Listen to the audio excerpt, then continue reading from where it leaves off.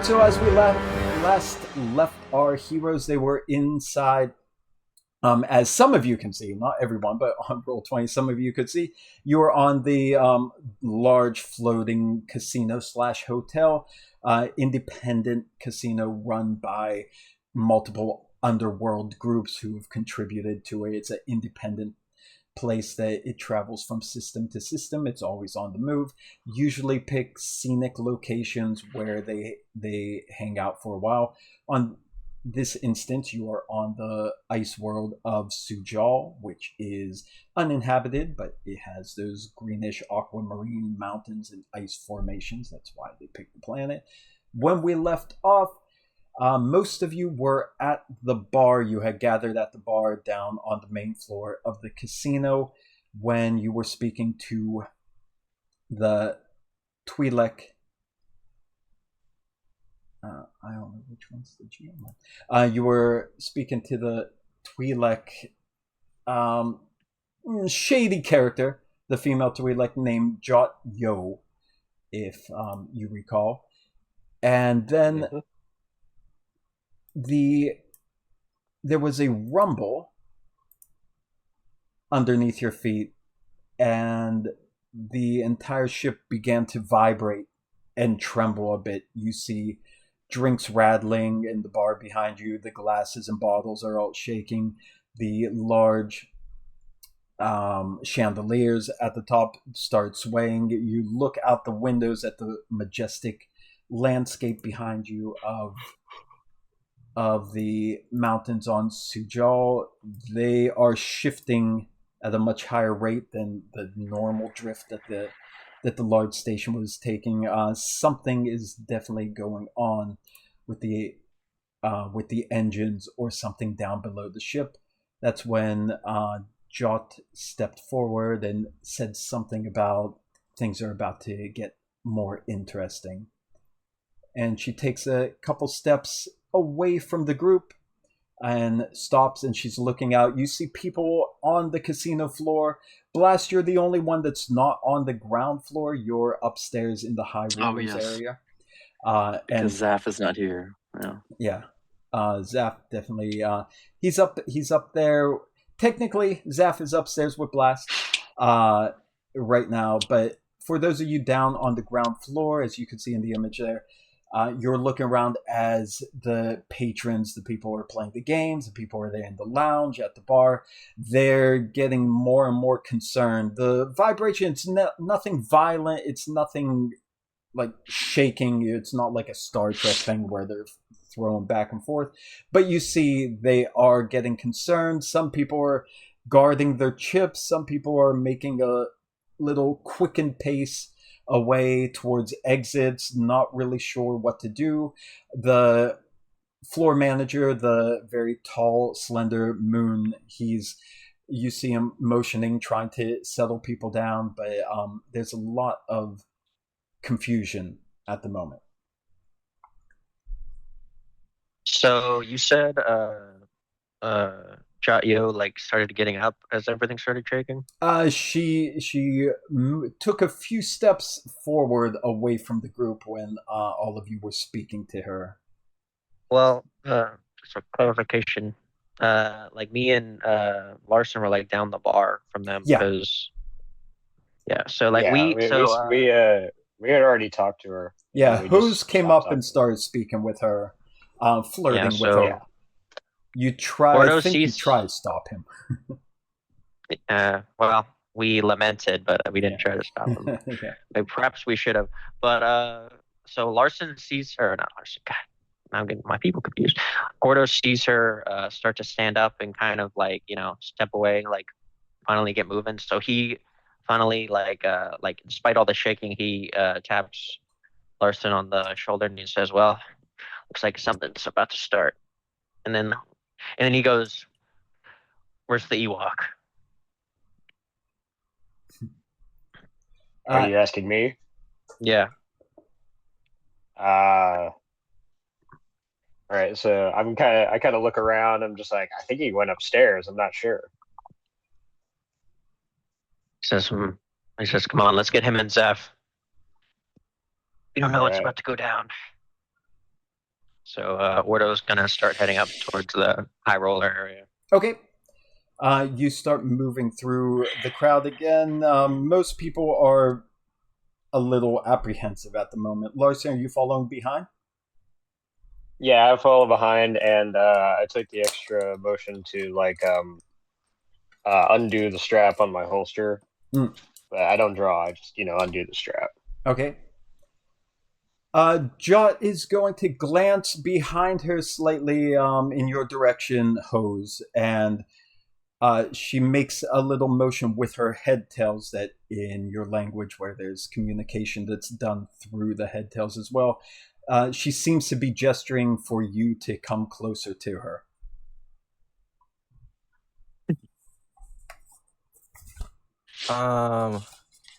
Wait, can you guys hear me? I can hear you. Yes. Yeah. Okay. Yeah. I'm gonna ready one of my tranquilizers, just in case. Is that something that I could spot and I can That's not notice? like a. What's that? Is that something that Thorn can notice? Oh, about her doing that with the head tails? Yeah.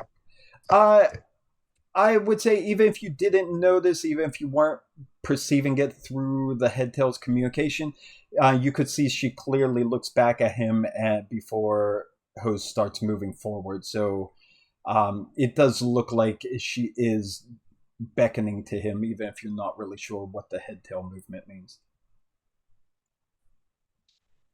All right, so I tell him, I whisper under my voice and say, "There you go, you're making headway."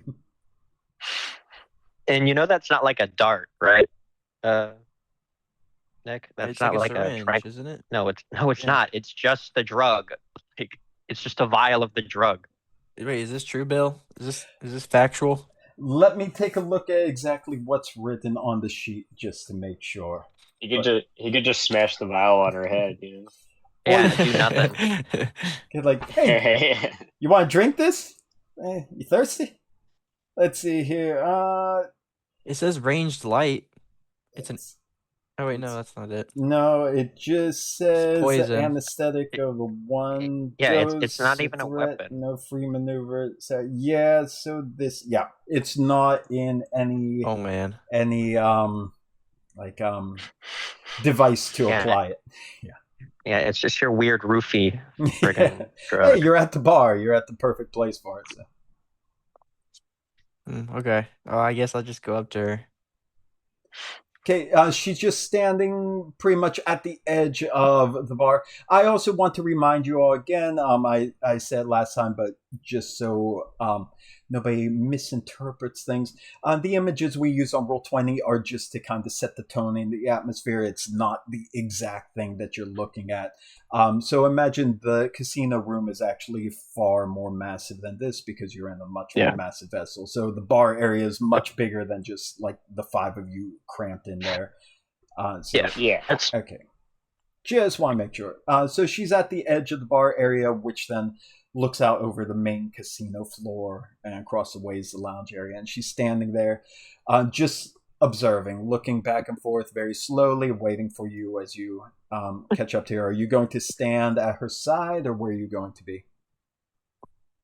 I guess I'm gonna like more or less approach her just to see what exactly. Yeah, but where? Me for.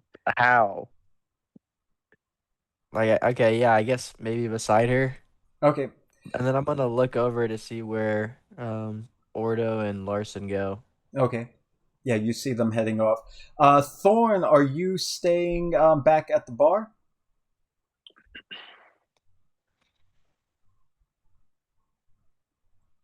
I know you gave him words of encouragement, but... Yeah, I just gave him words of encouragement, and I'm there, and wherever they go, I follow. Okay, so you kind of trail behind. So basically, it's still Thorn and Hose together, Larson and Ordo heading off together. We'll get to Larson and Ordo in a second. With Hose and Thorn pretty much near Jot. Jot's just standing there surveying the I wouldn't call it chaos, but the nervousness that's going on with this rumbling. And she turns her head over at you, but her eyes are still scanning into the crowd. And Hose, she says, "What do you notice?" A nervous crowd, bit unsettling. That's the standard reaction. So what's different? Can I roll like a perception thing to see kind of like if I Sure. notice something? Okay. Sure. So yeah, that could just be regular perception, or because there's like a lot of panicking going on. If you want to do something like vigilance or cool, whatever it might be, because you're trying to understand this chaotic situation. Either of those would be fine. Yeah, I could do perception. It's all the same. Thorn, we could assume you heard this as well, so if you want to do a similar roll since he's doing the roll, you're free to do that. All right, 2 hits and a thingy. Oh, I'm sorry, I forgot to tell you with the difficulty check in this. It's okay. It's just roll 2 purples with that. I'm sorry, 2 purples and 1 black. 2 purple and 1 black. Okay. Sorry about that. Oh, you just canceled out your entire thing. Wow. you got the perfect opposite of exactly what you rolled. And our newest crew member, Dallas Dice Roller, also failed the check. So, okay. Both of you are standing there and looking around.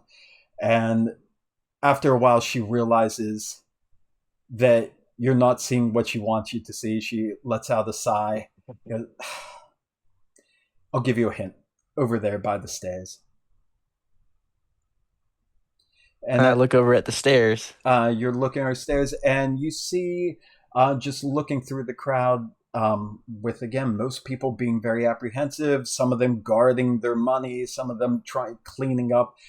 There is a group, you notice, who are convened near the bottom of the stairs that go up to the high roller area. Itachi, a human, and two Clatuinians. So it's about a group of 4. They are just standing there together in a conversation with each other and looking at the stairs. They don't seem to be as troubled with the vibration and shaking as the regular customers. So they're waiting for somebody to come down. Okay.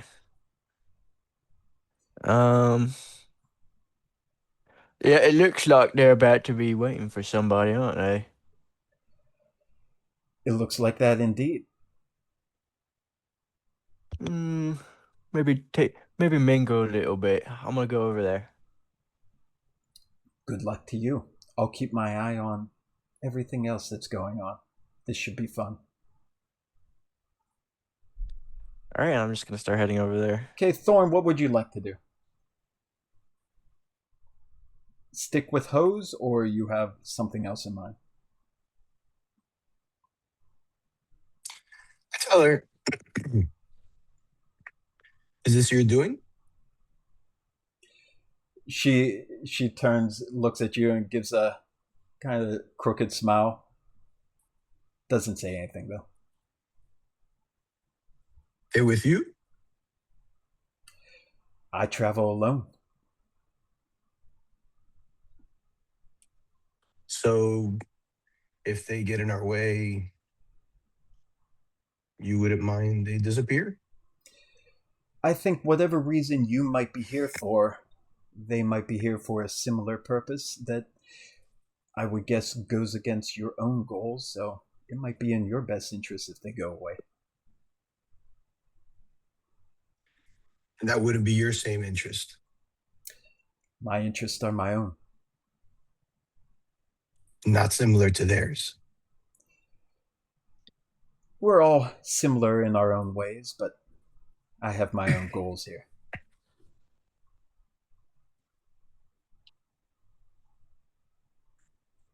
So be it. Happy hunting. I just nod. And I, is there a different way up? the stairs is like is it like the two ways or just the one way? There are two different set of stairs. It's roughly similar to that, where there's maybe a staircase on opposite sides of the casino floor. All right, let me ask you: if I stay at the bar, do I have a clear line of sight at these two guys? You would have a clear sight. If they're pretty far away, it would pretty much be at the very. What if I go edge to of the end of the bar? What if I go to the end of the bar? it's still roughly the same area.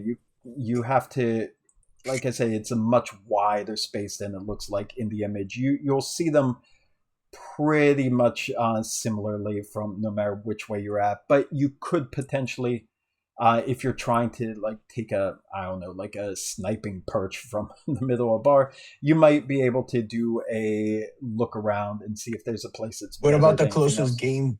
What about the closest game table? Oh yeah. If you go to game tables out on the floor, you would be much closer. Medium. So if you go out onto the floor, onto the actual casino floor, it would be about medium range. Yeah. All right. So the closest table is about medium range to these guys. Yes. All right. I kind of stand there and be like a little. I think look at the game, but I'm standing. Is it even possible to stand in a way where I can keep my eye on her and these two guys? Going. When you say two guys, who are you talking about? I thought Hose had spotted two guys at the. There's four. Oh, there's four guys. Yeah, I wasn't sure if you were talking about me and Larson walking up, or.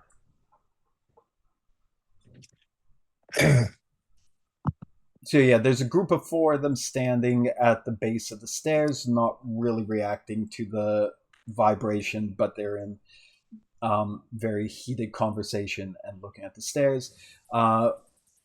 Like Ordo and Larson headed in that general direction. Whether they're going to those stairs or different stairs is to be decided. But, okay, so they're not there yet. They're not at the stairs yet. Currently, they're making their way through. This conversation's happening while you're doing that. Okay, all right, then I'm good right there. Okay, then Hose is going to make his way closer to that group. Thorn, you're going to lurk still in the bar area. Is that correct? Or the closest table? Yeah. The closest game table is where I'm going. Okay, then you'll be hanging to the table. All right. Then also Ordo and Larson, you are making your way through the crowd. Again, most people are just kind of apprehensive about what they're doing. Some of them look like they're packing up. Nobody's really getting in your way. You're able to shuffle through, even though the whole place is shimmying underneath your feet. Question. So that, like, obviously we didn't hear her point out those guys that were standing by the stairway, but are they kind of just standing there kind of conspicuously? Like, would I notice them while we're walking up? Well, why don't the two of you do a perception check, since you're both heading in that general direction? It's only going to be a 1 purple for you and 1 black instead of 2 purple.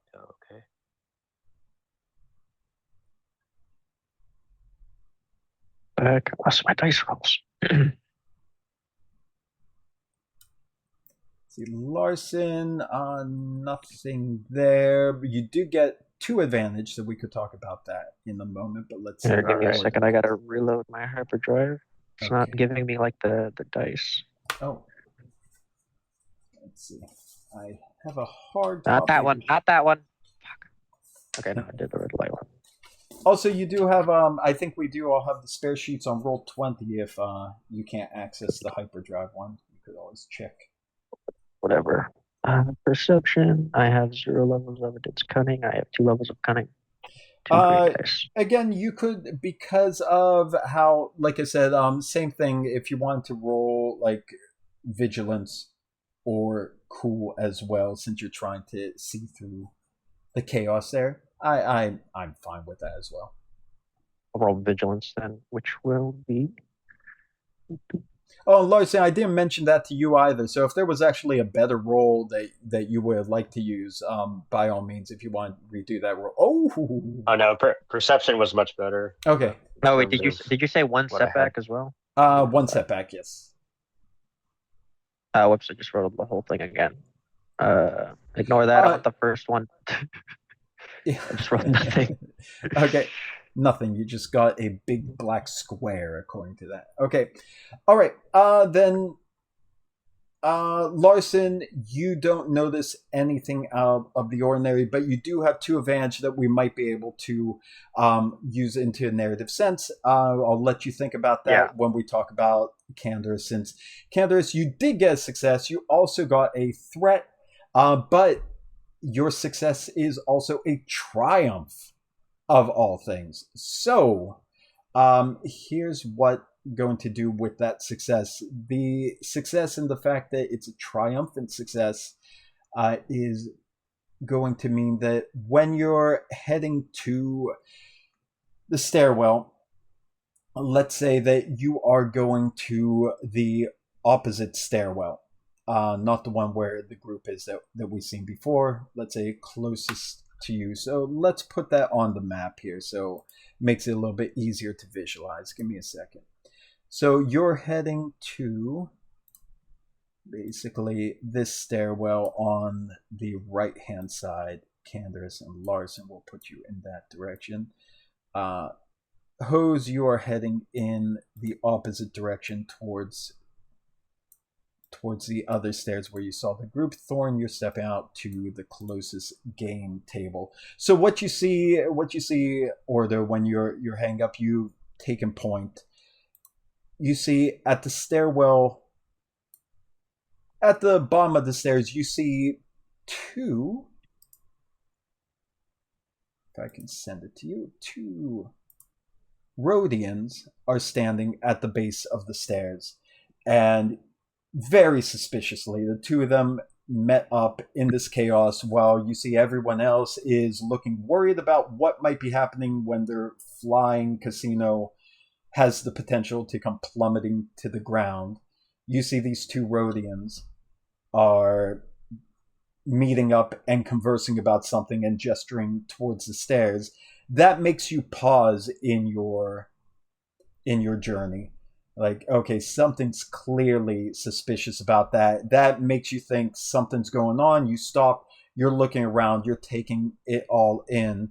So as you're glancing around the room, what the triumph will get you on this is you then notice the group near the opposite stairs. The group of 4, let's put those on there as well. So the Iktachi, the human, and the 2, I always forget the name, Clatuinians, standing there. A different group, also similarly talking amongst themselves, looking at the stairs, looking very much out of place.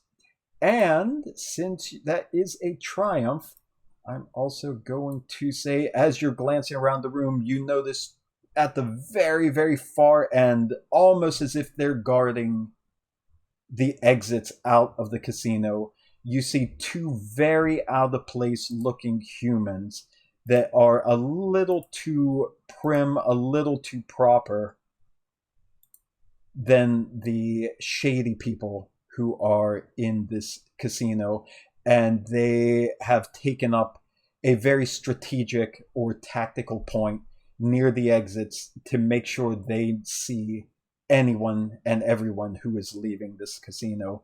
These 3 different groups of people stand out to you from your experience as being up to something.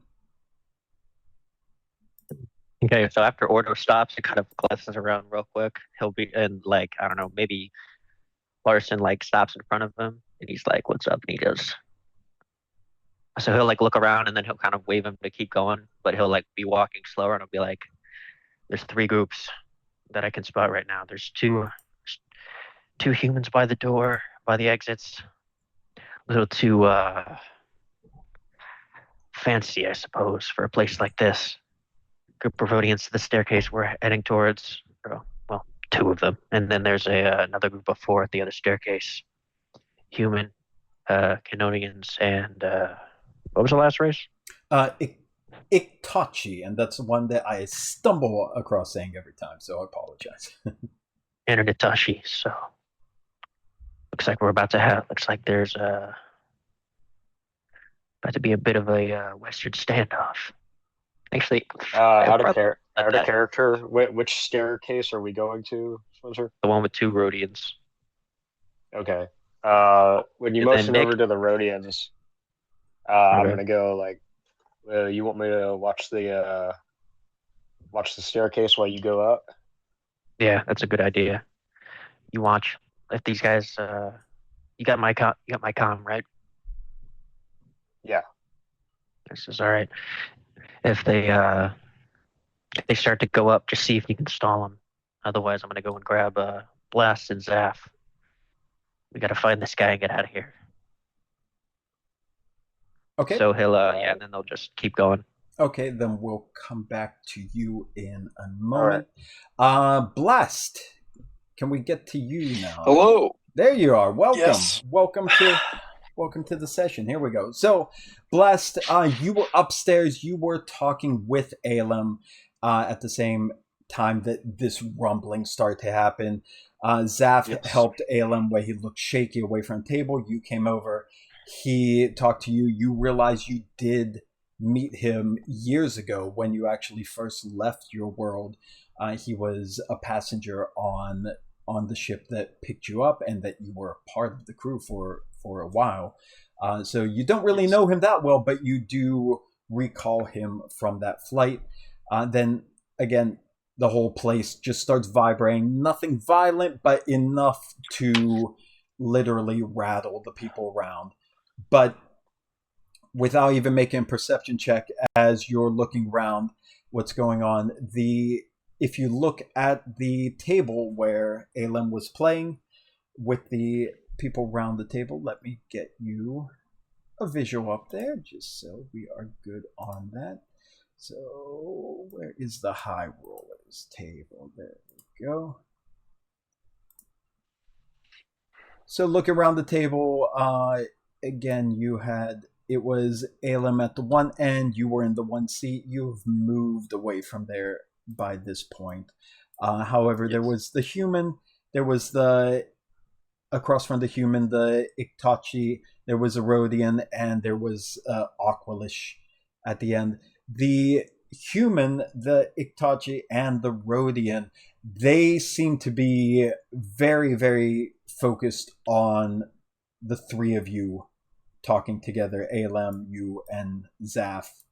The Aqualish, though, he is kind of keeping his hands on his chips, on his credits, and he's looking around like not sure what to do. Yes. Okay. So I'm gonna talk to him where we left off. Okay. So the rumbling started between what we last said. Basically, was the big thing. Yes. So the whole thing kind of shakes, and it's like, and I'm gonna be like, well, obviously we have to get you out of here, and it seems like something may have just started. I don't know. Does it shake like this often? He shakes his head. It's not supposed to. All right. Well, come close, and I like wave my hand for him to come down to my level. He crouches down on his long bone legs. I'm like, I was experimenting with the weapon scanners, and I snuck in some of this, and I pull out of my pocket a block of fire paste. I think the best move for us is I will use this to make a distraction. I will cash out my chips. And then we can make a break for it while these guys are all left freaking out over the fire. Aren't they just credits? Were they credits? I assumed we were gambling in some kind of chip. Because he said buy-in. For this group up here, a lot of them are throwing in actual credits because it's almost the sky's the limit. Okay, then never mind. Okay. Well, do you like that idea, Ilham? I don't think You they're did going leave your to money let... on the table, though. Yeah. You see him just reaching, picking off slowly. I don't think they're going to let me go. I'm kind of a little bit in the hole for the last few hands. Don't even worry about that. Just watch. And Blast is going to mosey on over, casually. He's gonna leave Zaf and Elam at the bar that we were kind of, away at. And I'm gonna walk over and be like, "All right, fellas. Well, I think it is probably time for me to, make my exit. So I'm gonna start like scooping my chips away off the table. And is there any way that I can, because the fire paste is just like, I think, no, there's not even a description in Hyperdrive. It's a core rulebook thing. Oh, well, we could look that up if you need the specifics. Yeah, I'm running.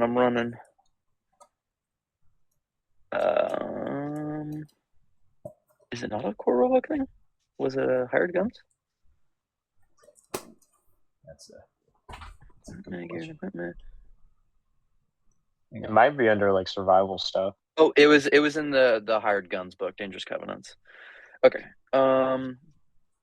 So it reads, if I can freaking find it. Fire paste. To ignite the fire paste, the user simply spreads the cube on a fuel source and pulls the tab on the igniter. When used without a fuel source, the cube itself burns for about an hour. Okay. So there's like a grenade pin on it. Okay. That I missed prior. What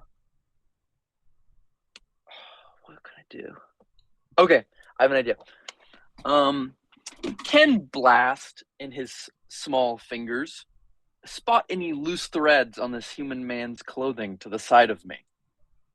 Well, let's find out while we do that. Or what you could do instead of us finding out is you can flip one of your light side destiny points to say, yeah, you found exactly the kind of loose threads that are just flammable enough. Yeah.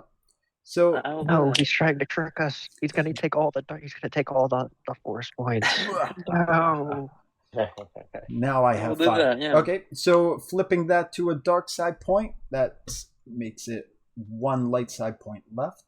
And yeah, you find exactly the kind of loose threads you need. Just kind of, I'm fumbling with my chips on the table. I'm like, oh, I'm sorry. I'm like bump into him a little bit. The human man. I'm like, I'm sorry. It's slippery floors here underneath my table. Don't know what's going on. And I'm gonna be pulling that thread super slowly, just to get it a little, like just long enough. And I've smeared the fire paste on the table. And can I tie a knot from his loose thread to the pin on the fire paste? To where if he tries to get up, it'll immediately ignite that fire paste and then cause a big ruckus. Yeah, with that destiny point spend, yeah, you're just creating the narrative with it. So yeah, sweet. Yeah. Okay. Oh, I'm sorry. And at this point, I've gathered all my chips, like basically scooped them into my shirt, and like, okay, a good game, everybody. So I had 400 credits left after I lost 100. Thank you, everybody. Good game, The first time, I don't think I did too bad, And I'm kind of like chuckling and patting this guy on the back, Like, all right, well, I'll see you around. Gotta get out to all the gettings, bad, I guess. Anyway, see you around. And I'll walk back to Elam. Okay. And I'll be like, okay, now we fucking go. Now we go. Come on. And I'll, let's go. It's all settled. Don't even worry about it. Come on, Zaf. Are you sure? It's 100%. We just have to go. Just have to go. Come on. Okay. I can do that. All right. Okay, he'll go with you. Now we approach the stairs to go back downstairs. Okay, as you're heading away, immediately the Rhodian, the Iktachi, and the human are very, very concerned, not with you, but with Alem leaving, and they stand up. So what happens when the human stands up? So the human man stands up, and this loose thread that I've pulled to be about a foot long has pulls the pin on the fire paste, and immediately it just erupts like I don't even know, like almost like, I assume probably like a thermite kind of a thing. It would probably be itself. It would probably be like an intense flare type of thing. Yeah. Yeah. So like it just like lights up and is like searing the underside of this table. It's probably whipping up the sides, like lashes of fire whipping up the sides of the table above. And I just want it to like catch the whole table on fire. Okay. And cause a really big commotion. And this innocent Aqualicious credits are gone. Yeah, dude. Sorry. He's there like, oh no! He starts like clawing at the table, but the flames are going up. Yeah, you definitely caused quite a ruckus. The Rhodian, the Ictachi, they leap back away from the table. There's no way that that's not going to distract them. The human himself, he's just thrashing around trying to figure out like what's catching on to him, where that fire came from. His clothes against him. Go. There's a fire back there. We should help. Yep. That's my bed. Come on, go. Let's go. Okay, you're pushing out. And I'm like pushing on his back. There's a back of his knees, possibly. Yeah, probably. He's he's getting shuffled along. There's definitely chaos breaking out. People will start screaming. The security droids are rushing over to that area. We'll say you're heading towards the stairs, and there's just a lot of chaos there. So nobody's really paying attention to you because a lot of people are now running for the stairs too, because you got the casino floor vibrating, shaking, chandelier swaying, and now there's an open fire on one of the tables. We leave in the commotion. Let's go. And I'm just going down the stairs. Okay, down below, Ordo, you were just about to make your way up. The security droid at the bottom keeps repeating his no weapons allowed line to you. I just ignore him. Yeah, he's not actually the one checking you. He's just warning people going up the stairs. But you could push past him easily. I just push past him and I keep going up. Okay. As you're getting to the top, you see at the top of the stairs, they do have a concentrated scanner with security guards at the point there, and that scanner detects any kind of like guns or any kind of equipment like that you would have to walk through. But as you're getting to the top, you do hear this loud commotion start coming from deeper inside the second floor. There's a big flash of light glowing, like just shadows whipping around on the ceiling. It looks like there could be a fire up above. I just kind of try and look up, and then I can I see anything from like the security checkpoint, or is it just like there's like another like level of stairs to go up? No, if you get to the top with security checkpoint, you would be able to look out into the floor, and that would give you a sign of the chaos, and you could even see some of the fire back. I'm gonna go I'm gonna go up to just to the security checkpoint, and I'm gonna be looking for Zaf and Blast as I do it. Okay, you would probably see Zaf easier, especially with the Ithorium next to him. So you know you're looking for an Ithorian, so it's easy to find him in the crowd. They do stand out with their hammerhead shape. You see them bobbing through as a lot of people are rushing towards the exit now. Well, as I'll just kind of wave Zaf down, and then wait for them to kind of get past the security checkpoint before joining up with them. Okay, it's starting to bottleneck. That's what we're going to do. So I am going to, again, I want to promote the use of that. I will give you one of your light side points back. I'll give you your light side point back. You're not giving us anything. I gave you. I'm such a giving person. So I'm flipping that to say because of the panic started and the fact that everyone typically has to file through this very narrow security gate, it's really bottlenecking. So the fact that they are midway in the back, it's going to take them a while. And while the bottlenecking, I'm about to move the scene back down to the ground floor. You realize, Blast, as you're shoving ALM along and you're going, like, the crowd is getting slower and slower, and now you're kind of at a crawl. If you're looking around behind you, you're noticing the Rhodian and the Iktachi. They are pushing their way through the crowd, and they are looking easy to spot ALM, so they're trying to squeeze their way in your direction. The human is still struggling and flipping around with his thing, though. So Yeah. you got that on the way. We're going to go down to the ground floor again with Thorn, I believe. Larson is still at the bottom, and Hose. So, Hose, we last left off when you were heading towards one group. So let's pick up with you first. What exactly is your intention going towards the group down below?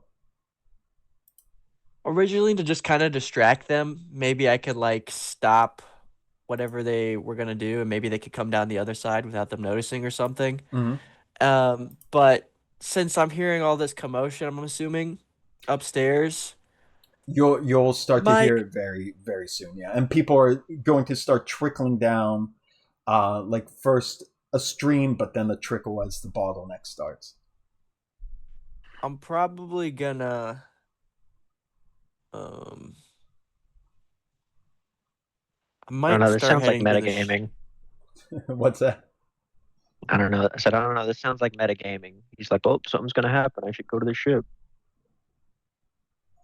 Wait, he didn't say that I didn't hear anything or something? No, He said you're about to, not that you do yet. Yeah, it's about starting now. Like, you see people rushing down the stairs, and it slows. It'll start slowing to trickle as you're getting there. I don't know if you notice Ordo get to the top, but he went on the opposite side, so you might not have seen him go to the top. You're heading. Oh no, I saw them going up before I went over to talk to. Yeah, but you didn't see me go up the staircase, is what he's saying. Oh. You just saw we were walking in that direction. Which was the opposite stairs from the group you were heading to.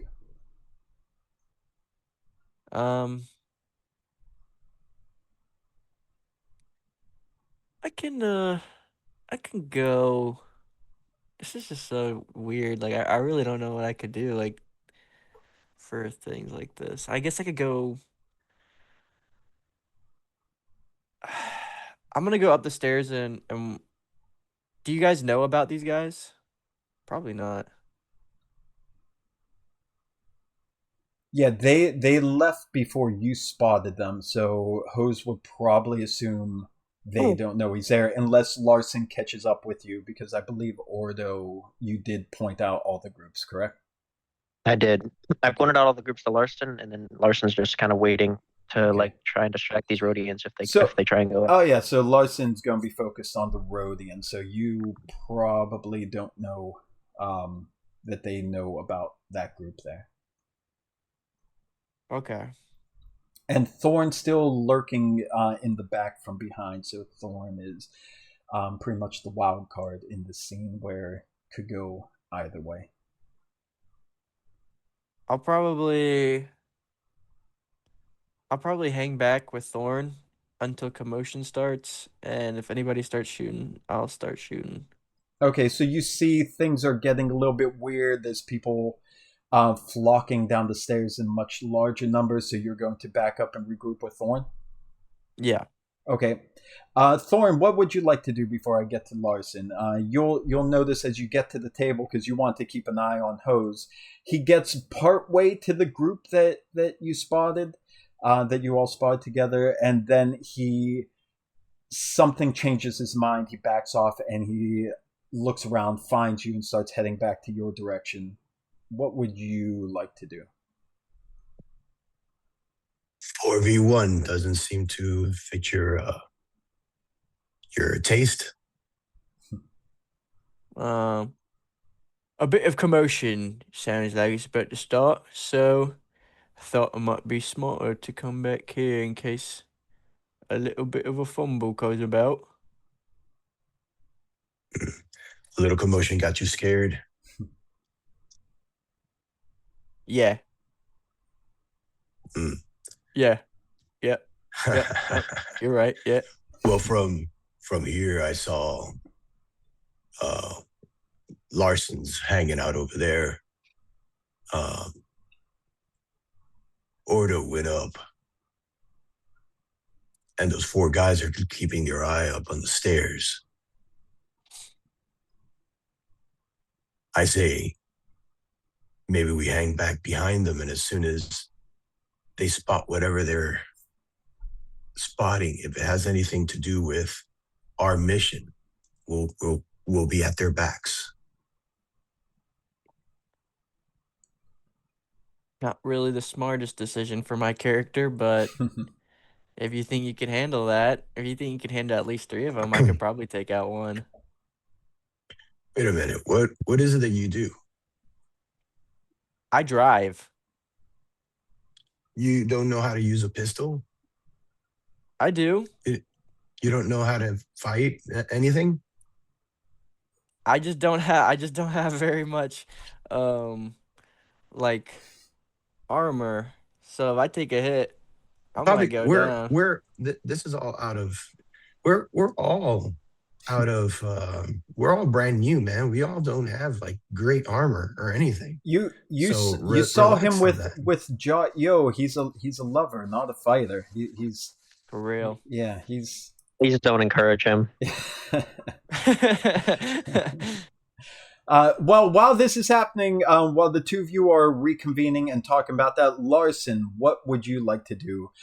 You also notice by this point, since you're hanging out, you want to distract the Rhodians. There is something definitely going on upstairs because people are leaving more in droves. Yeah, just give me like. You got it. What happened? I think he was about to say to give him like 2 seconds. Yeah. So Thorn, and if you do want to also do an action, or if you just want to hang back, you can let me know. We could do that, but I want to give Larson a chance. Ordo will catch up to you in a second. There we go. I do want to do something. Sorry about that. I was unsure if talking was an action. Oh, it's not your game. We're not in structured gameplay yet. So I mean, yeah, full role play, full talking and that. But I just want to know if you want to set up an actual action to do or a skill check to do before. I just want to do movement. I want to place myself behind that group of 4. Okay. And act like I'm looking at a table. Okay. Yeah, that's easy enough to do. Since, like I said, we're not in structured play right now. It's not a combat scene or anything, so this is all just narrative. So yeah, you could just make your way over there, and don't even need to make a stealth roll of that because there's no reason why they would be looking for you in the first place. So you making your way to the table while they're focused on the stairs, that's easy. Okay, Hose, do you want to follow him or just stay back in the back because you were worried a bit about getting shot? I wanted to stay a little bit closer to the back and probably watch out for the 2 humans that are guarding the door. And then I'll probably see if I can take out one of them before. You don't know those guys exist.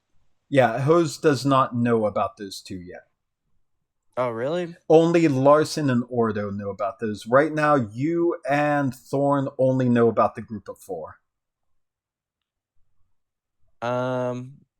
Okay, well, can I originally wanted to just like stay back because I wanted to be able to go and start up the ship in case, because we're trying to extract, right, with the guy. That's the idea, yeah. I'm assuming I would look around for like at the exits. Okay. Right? All right, then I'll ask you for a perception check in a second, and see maybe you will find one or both of those people at the exits. Gotcha.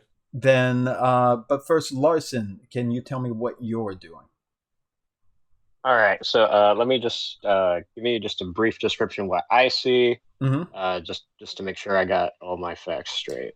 Okay, so Ordo pointed out all the groups to you ahead of time, so you know about them, but you said you wanted to stay behind to distract the Rhodians. So assuming that your attention is on the stairs on the right side of the casino floor, you see the Rhodians are getting more antsy as a stream of patrons are hurriedly rushing down the stairs. They're not really talking to each other. They just look like they want to get out of what's going on top. That would probably alert you to looking around, and you'll see at the opposite staircase on the other side room, there's a stream of people coming down too, but they're all coming down single file pretty much, even though the stairs are very wide. Okay, got it. So the Rhodians are like trying to leave, or I thought they were trying to. They're standing there at the bottom, and they're just looking up, and now their attention is drawn by the people rushing down the stairs, and got it. Okay, yeah. So they're trying to look. Yeah. Okay, so I'm gonna kind of go behind them, and I got my drink in hand, my tonic water. I'm just gonna go up, and I'm gonna kind of try and act a little drunk, and I'm gonna kind of bump one of them and just spill my drink all over, like kind of the front of his shirt. Okay. Be like, "Oh, I'm terribly sorry. Just looking for my friend. I think he's up there, but I don't know where he is." And then I'm gonna keep my eyes on both of them, kind of distract their attention from the staircase. Okay, then let's see if we could distract him. So let's make that a roll. How about that? All right. So since you want to distract them, that's more of a deception roll. You're trying to fool them that you're drunk and trying to get them. You are going. Let me check the stat of the Rhodian so I could get you the correct difficulty dice for them. So with this group here, you would be rolling. It would be 2 of them. So you're trying to distract them against that. So it's actually just 2 purple. Okay, just 2 purple? Just 2 purple, yes. And actually, you could add a blue boost dice to that, because there is a lot of chaos going on, and that's already distracting them a bit. So that's working in your favor. He never spent his last 2 advantage either. So that's right. That's right. Yeah, you still got the 2 advantage. And the Ordo, that's right. I'm glad you remind me. You also had the 1 threat. I'm not going to use that to screw with the story, so just take that as 1 strain as you're realizing something's going up. It's like you're in the place surrounded by enemies. This could be bad, so it's kind of working on your stress. So that's just one stress for you. 1 strain, not stress. Wrong game. Apologies. Got it. Okay. All right, let me roll that. I got to reload 1 sec. Okay. Your gun or your dice? And also, Hose, you could do your perception roll as well against 2 purple and 1 black, and I'll get to you in a moment. Yep. Ooh, that's good. That's good. That's really good. Okay, yeah, so Larson, yes. It's still positive. So Larson, you do got a ton of success on your distraction. So your distraction's working and it's very successful. You also got an advantage on it. So feel free to narrate. I mean, take it over. How do you want this to go down? Because you clearly have got their attention. Yeah, okay. So after I spill my drink and I say that, I'm kind of like, I kind of look around and I'm like, "Oh, I'm sorry, I spilled my drink all over you." And I start like kind of like wiping his shirt, with my sleeve, trying to, be like, "Oh, sorry about spilling my drink on you." And then I'm just kind of like keeping my eye on the stairwell, see if I see Ordo and the others, and I'm just really trying to keep their attention. And that's pretty much all I'm doing. I'm just trying to keep myself just distracting them as much as possible, like rubbing my my sleeve all over him, trying to soak up as much of the tonic water as I can. Okay. And yeah. Okay, yeah, they're trying to swat you away, but you're just persistent going on there.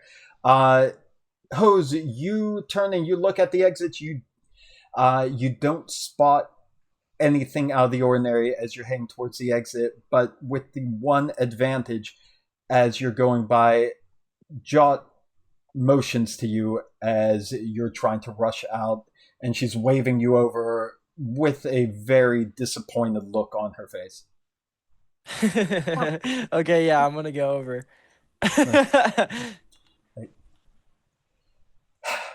Just stand here. Gonna sleep with you.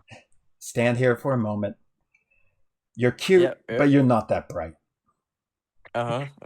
Okay. Just wait there. We have to jump up to the top floor a second as things are getting tense up there as all this was playing out.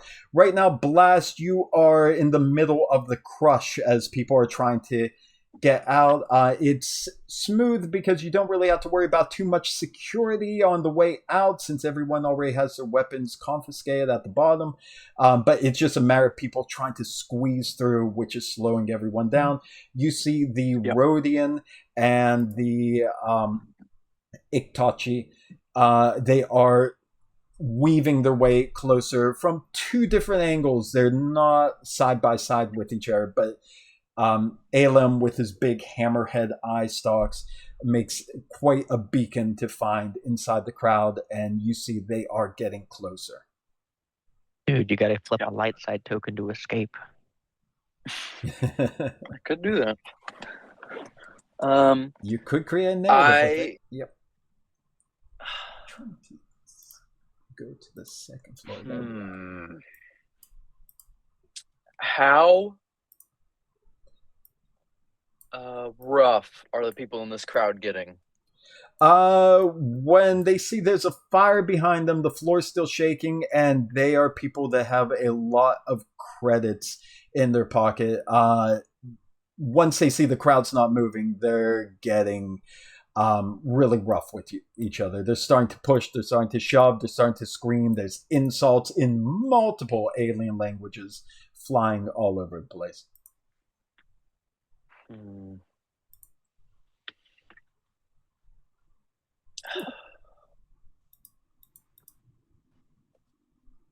And narratively, 3 Brawn is strong, but I'm a Ewok, so it's not like... It's more like you're tough than you're strong. Yeah. Let's have Zaf push through. He's far stronger. I don't know. Am I allowed to narratively use Zaf to push through? I think it's fine if we narratively use him to do things that would be natural to happen, but not really engage in any of his skills or that. Like having him as like a narrative wedge to push through, I think that would be okay, but I don't think it would be fair to roll for him or put him into any situation where something might happen with his character. Yeah, okay. You know, I'll flip another light side token. Like, Zeph, push harder, get us out of here.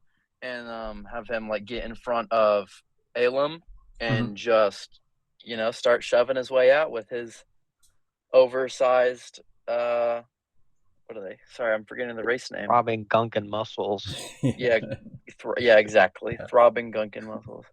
That's a phrase you don't hear too often, but yeah, that's exactly what it is. Okay, all right. So yeah, using that narratively, he just starts shoving people out of the way because he is a fighting character such as that. That's helping you clear path. Yeah. Okay. Now let's see here. Let's figure out. We need to figure out which exit you're actually making it to. Is it going to be the one that Ordo's at, or is it going to be the opposite one? I mean, I waved him down. So well, I left my gun at 1. You did, and Zaf left his axe. So we need to go to whichever one that is. Okay, that was the opposite one. Oh man, it's not looking good. Yeah, I mean, I'm going to that one. I'm hopping, you know, like kind of climbing up Zaf a little bit, like, he's tall. Yeah. And I'm gonna be like, yeah, and I'm gonna point over there, like, I'm mouthing. Our weapons are over there. So, nothing to be done about it. So he's going to push there, or they'll probably from your position where you can see them.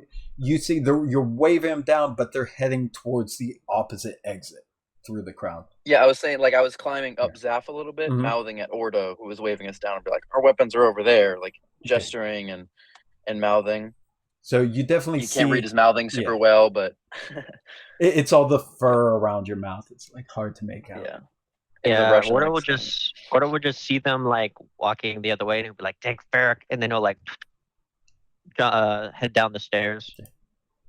Just like, they're gonna get themselves killed. Throws his arms up in disgust, like, I'm right here. Okay, so you're heading down the stairs. You're going back down to the first floor. You'll be able to see Larson has the two Rhodians like just completely in a frenzy as they're waving him off. They're trying to shove him away, and he's like cleaning their clothes. I'll just like look at him, and I'll like shake my head like slightly, and I'll kind of gesture towards the other door or the other staircase, and then I'll like kind of put my hand back to kind of have him like kind of wait a little bit, and then I'll head off ahead of him, and then he'll like join shortly behind me, trying to like kind of distance us a little bit. Okay. We'll say because Blast, you spent the destiny point to kind of push your way through. You get to the front of the line pretty quickly. With Zaf using his muscle to shove people out of the way. So it's going to take another moment of that, but you're going to come out the opposite side from where the Rhodians are down below. And actually, I might as well just copy your characters there so it's easy for me to take them all down. So there we go. Speaking of that side, before you would arrive at the top of the stairs on that side, that is also the side where Thorn, you have gone over to get behind those people. So right now, Thorn, you are at the table near the group of four, the Iktachi, the two Clatuanians, and the human. You are as near to them as you can get without being right there standing with them.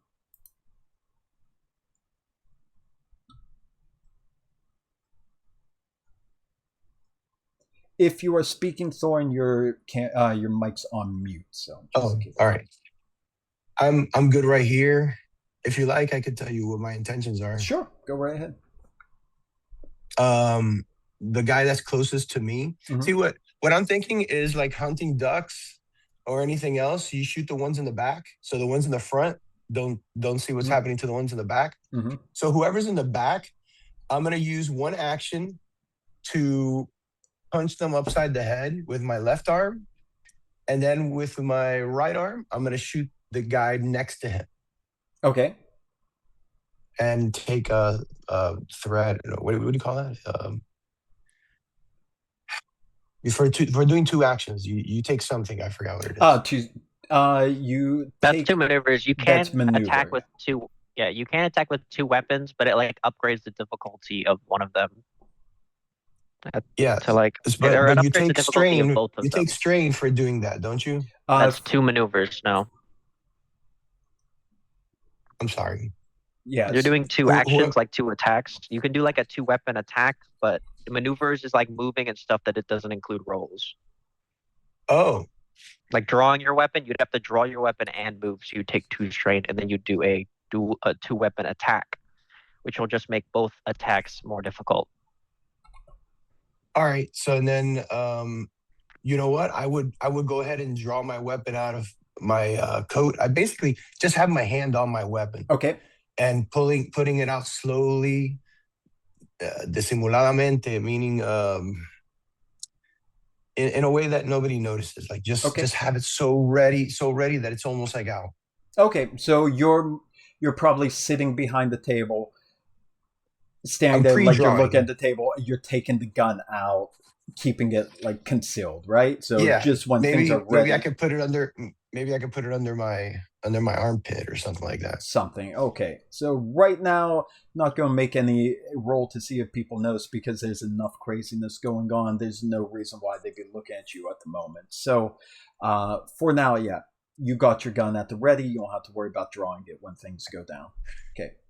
Focusing on the guy that's in the back Mm-hmm.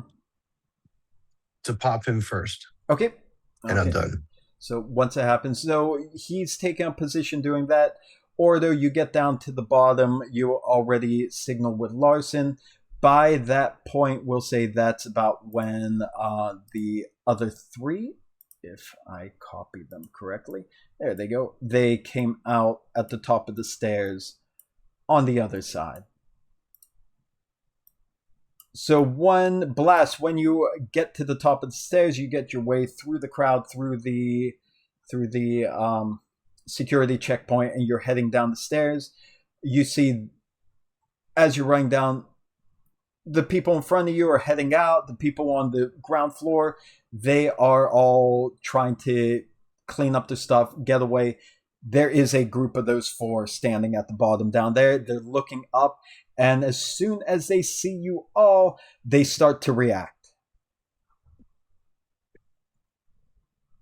Okay, well, I still don't have anything I can do. My gun and all my bombs are down there. I have the fire cube ready. Like, I've got it in my hand because I was ready to turn around and do some, like, fire-bending maneuver to stop the thugs upstairs from coming at me. So I've got it in my hand ready to do something with it. But we're just going to keep pushing until...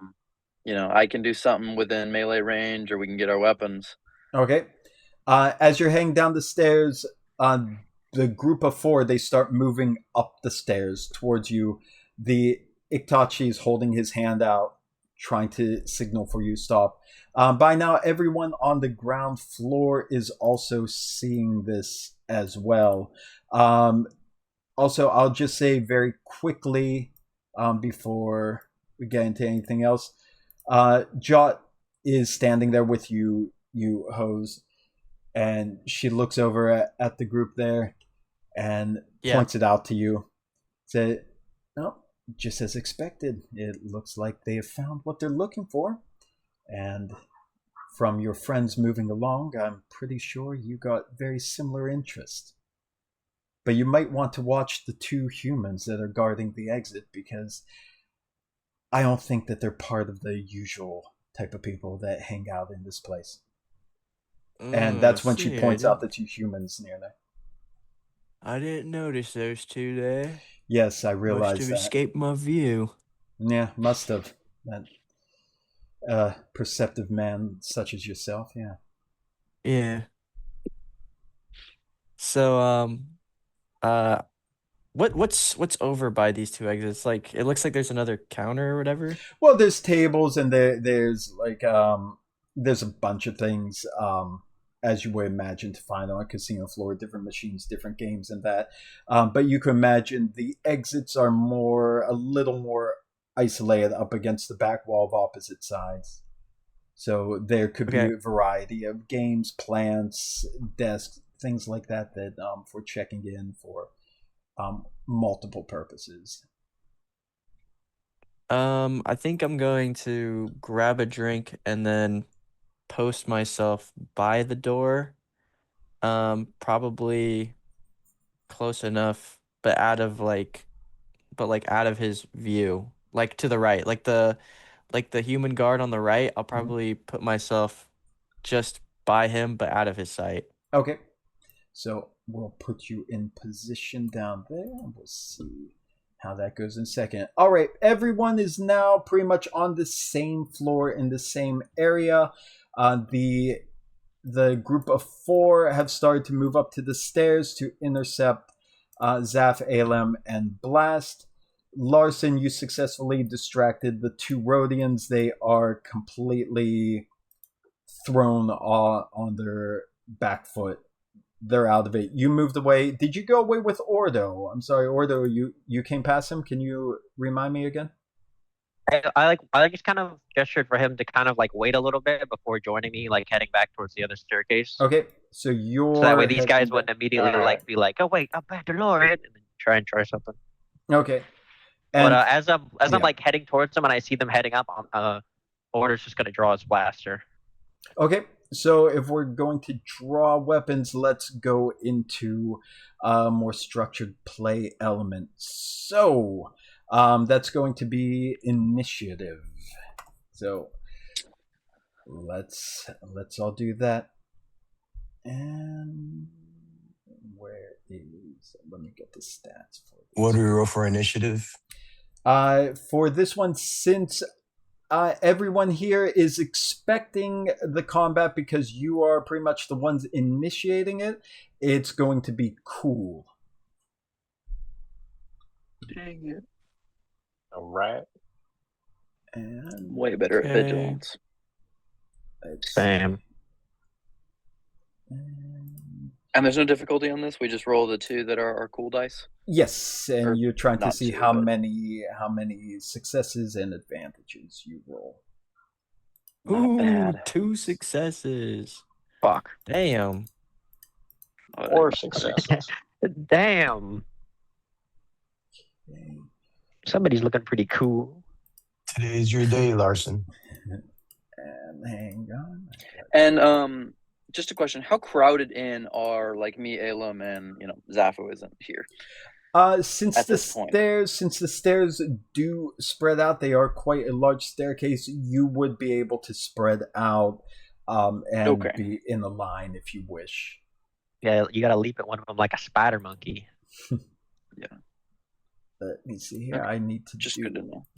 my roll 2. Let's see here. Maybe not that one yet. Okay. All right. I have to roll for the 1 group. That's only going to do that group right now. Okay. Where is that? Everyone did the roll. So yeah, damn, Larson, 4 successes. Blast, who was the first roll? I'm sorry, there was a string there. I don't know where the roll. So Blast, were you the I think it was first? Blast. Okay. So Yes. Blast 1, 2, then advantage, and then Larson, I need to roll for the group as a whole over on that side. So 2 and 1 advantage. So it's going to go PC. Let's see here. NPC, because they got the advantage for a tiebreaker. PC, because currently the Rhodians are distracted. They're not in on it, and nor are the humans right now because they're too far away. So They're just gonna have one group slot. So yeah, because they act as a minion slot. Oh, okay. So this is not a like a rival or a nemesis level group. It's just a group of 4 at the minion level. So let me put that in the Roll20 chat so it's easy for everyone to see. So it goes PC, NPC, and then we have 4 PC slots. PC, and PC. There we go. Get your cat tips out of my face. All right. So, yeah, PC goes first. So, who would like to get this started? I feel like Thorn should go first because he had like a prepared action. Okay, so Thorn, yeah, if you see like this is about to start going down, you see Ordo coming in, you see these group coming up to confront your friends coming down, you can jump in and take the first action if you want, like you said. I just positioned myself behind that person that I had already looked at. Uh-huh. And these guys are moving up. Are they saying anything like "that's him, get him" or anything like that? They're not saying anything like that. The Itachi, as I say, kind of goes. Well, Larson just leapt across the room. It kind of goes. Takes point like leading up. He's holding his hand out and he's gesturing for them to stop without really saying anything. He might be saying something very low, but you can't hear. All right, then I just prepare myself, and the moment something happens, and then I'll act. Okay, so you want to basically jump in as a delayed action, right? Yeah. Okay. Yeah, I think when Orzo said that he had a held action, I think that's fair enough, because I'm just waiting for something to happen, because I don't know who these guys are. They could be working for the casino. They could not be working for the casino. I have no idea who they are. Mhm. So if they start pulling out guns, aiming it at my partners, and then I take one of them out. That's why I'm just holding. Okay. So you'll hold Hold back. action, but whatever. I'm sorry, what was that? I don't have a hold action, but anyway, continue. Okay. So then passing that off to the NPC group heading up. Nobody has started an action against them yet, so they are not starting anything. The Itachi is coming up towards your group blast, and he's looking only at Alem. That, Mr. Motz, would you come with me, please? We need to speak with you. It's of grave importance. And Alem is looking back and forth at you and Zaf very, very nervously, and he's hemming and hawing.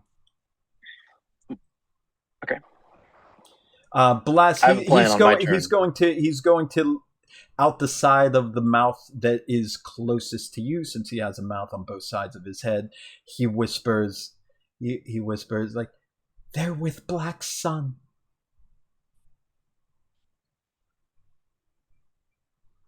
I'm nodding. Sorry, you didn't see that. I'm nodding. Yeah, I mean, Use is your it a free PC action turn to now? be like, get him! Did his NPC turn? Is it over? Yes, because since nobody acted on them, their only action was more of a narrative action. So yes. Okay. I'm gonna be like, excuse me, my client does not wish to speak to you, blah blah blah blah blah, and I'm gonna slug this guy in the nuts. Is the plan here. Okay. Okay, that's going to be a melee attack.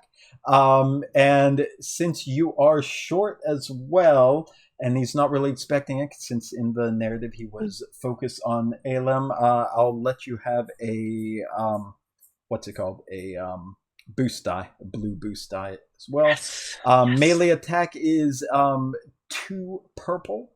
Okay. And this should be good, I think. Sweet. Okay. Yeah, that's 3 Wow.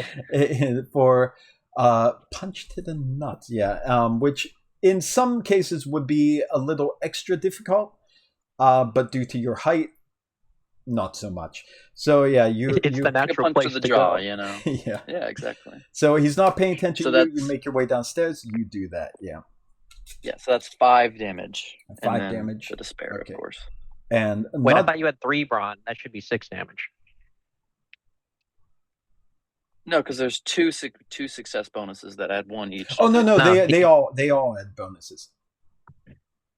Oh, okay. Yes, every Even the single initial success, even the initial. Yeah, they all add success. Okay, then yeah, that's 6 damage. 6 damage. Let's see. With this thug, it's actually, and it makes kind of sense. They have a soak of 4 as a minion group. But Ow!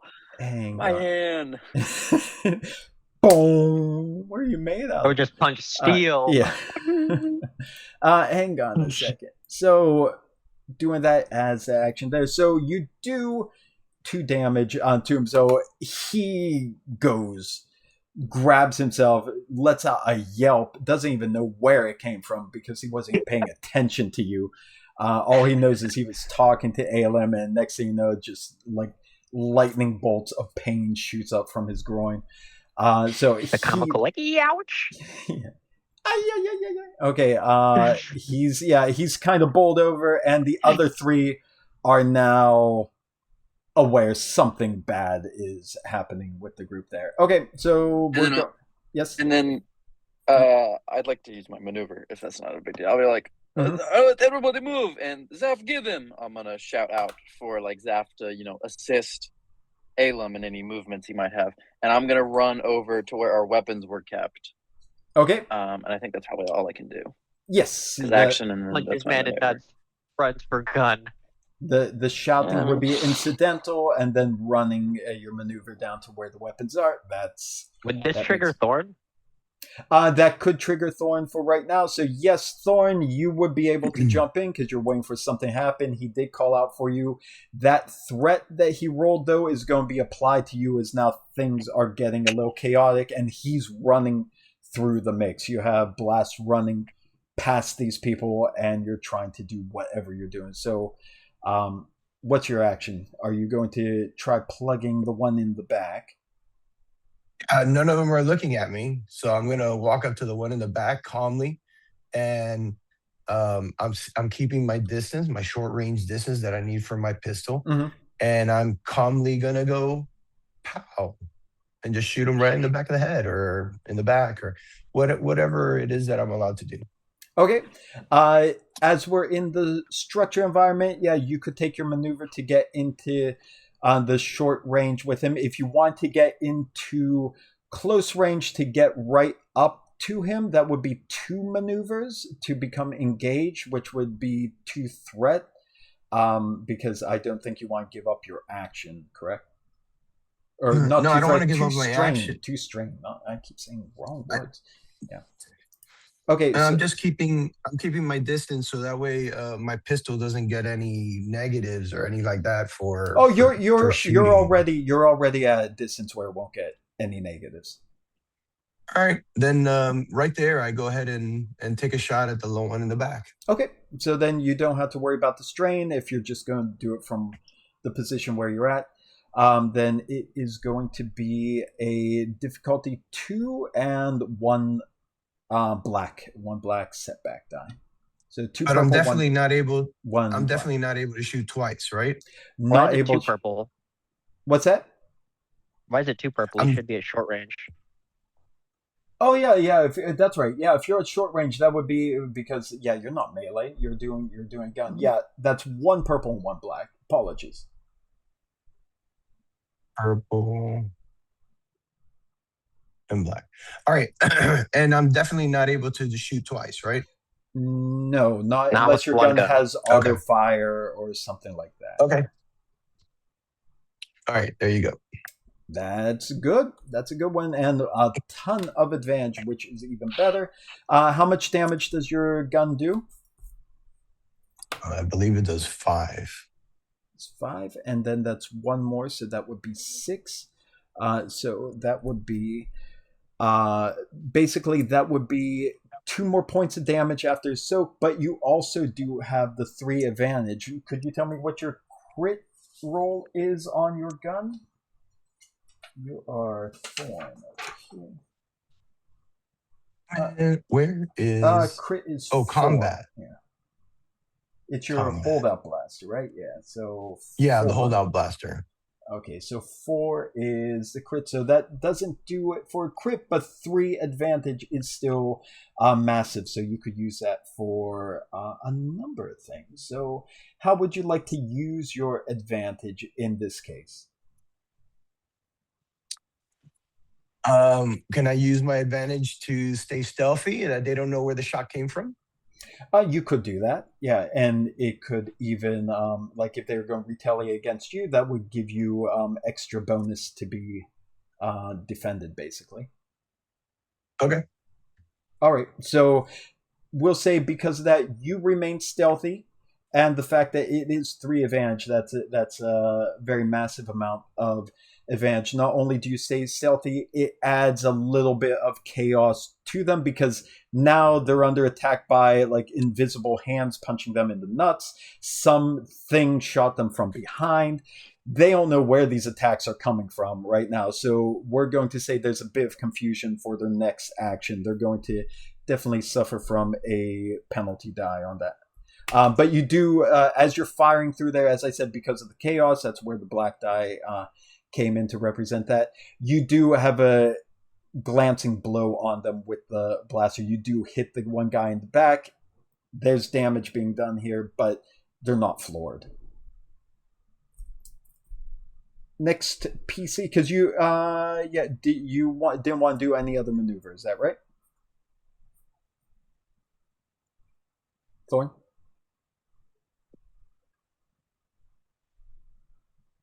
I think the mic's off again. Sorry, I thought I was done. Okay, I just wanted to make sure. Yeah. I didn't want. Okay, yep. There's still 3 more slots. So Ordo, Larson, and Hose. You are. I'll go. Okay. All right. So hearing the blast, hearing the his holdup blaster go off, I'm gonna quit my act, and then the 2 Rhodians are still in front of me, right? If you're staying right where they were, you're not heading towards the other side, then yes. Yes. Okay. Cool. So I'm gonna quit my act, and then I'm gonna just quick draw, and pull out my blaster. Okay, that's an incidental, so you're still good to go. Yep. Okay. So do I have any difficulty dice or anything? So if you're shooting at them, you're at short range right now because you're pretty much right with them. So it's only one purple die, 1 difficulty die. Okay, got it. So let me roll it. All right. Okay, let me get their sheet because now the Rhodians are getting involved in here. So let's see on here. Okay, there we go. There are 2 of them. All right, let me see what you rolled. Oh, that's another good roll. 3 successes, 1 advantage. That's beautiful. How much damage is that? 5 damage. 5 damage. 5 damage. Yep. Is that That's with the default, +3? That is not your. With the +1 for every success you roll. Oh wait, yeah. So 8 damage. 8 damage. That's good. So let's see, what are the threshold there? Hang on. Yeah, that makes sense. Okay, this site I'm using for the minions keeps upping the wound threshold, so I need to do math. I'm terrible at math. So that is 8 damage, you said, right?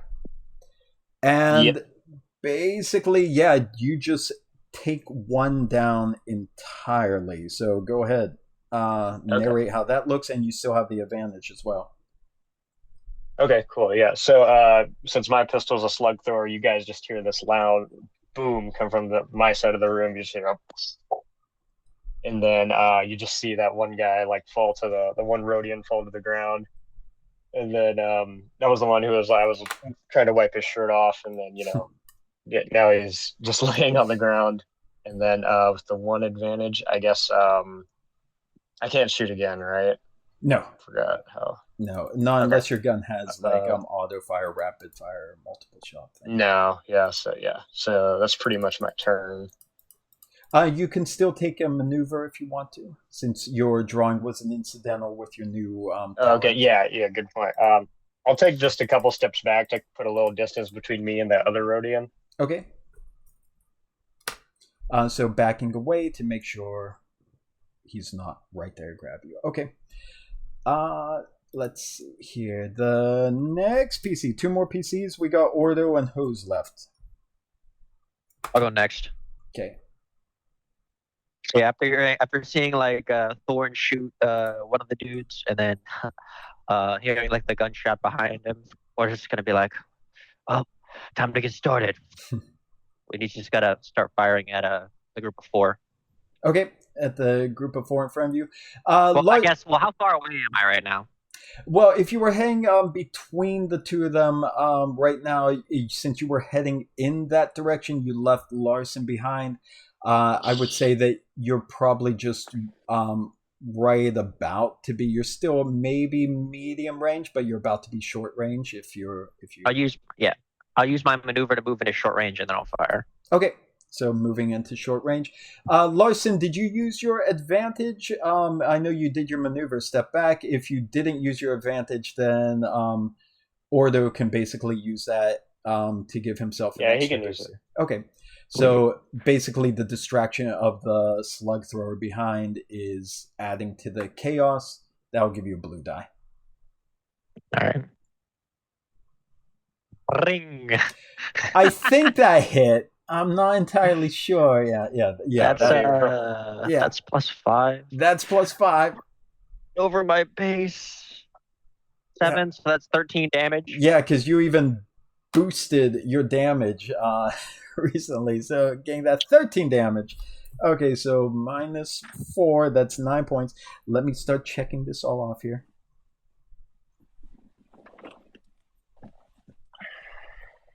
All right. Yeah.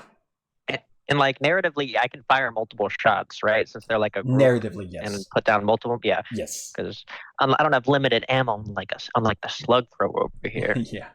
And that is a really good point too for everyone to just keep in mind. Like, one roll in this game doesn't necessarily mean one specific action. You could narrate it as being a collection of actions and things there. So technically, while you might only be firing once, your narrative could include like actually taking like a couple of shots and doing things, but you're not getting the benefit of actually 2 separate attacks or 3 separate attacks. So yeah, with this actually, Ordo, you with that damage, that would take out 2 of them. Yeah, I'm gonna say he just shoots the 2 big guys in the back. Okay.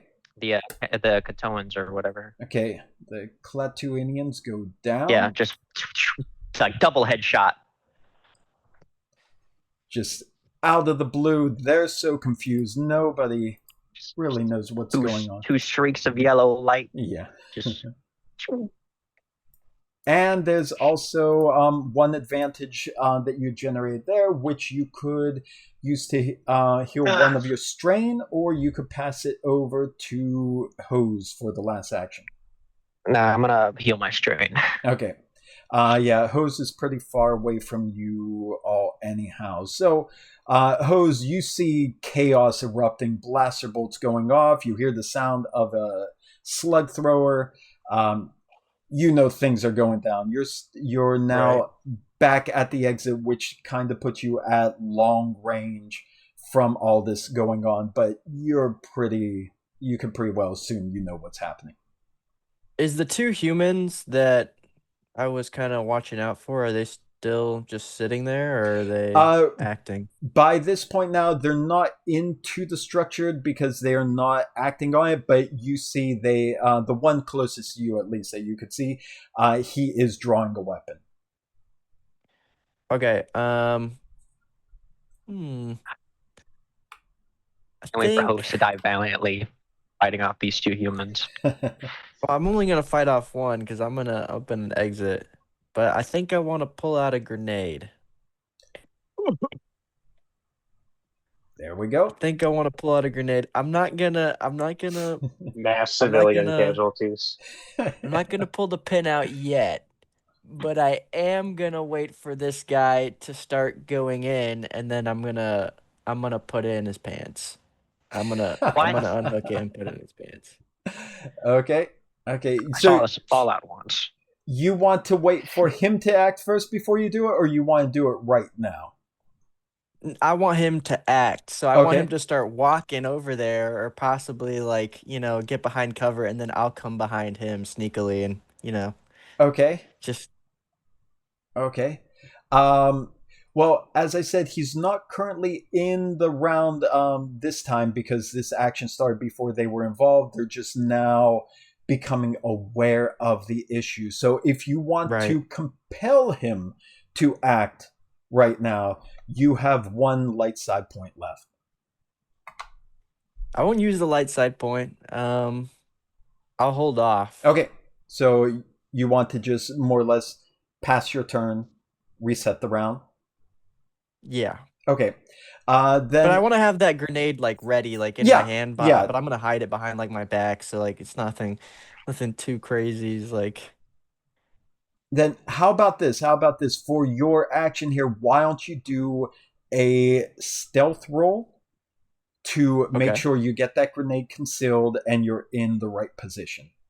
So gotcha. For this stealth roll for hiding the grenade is small. You want to hide it in your hand, so that's only going to be 1 difficulty die, and I'm going to say you should even have a blue die,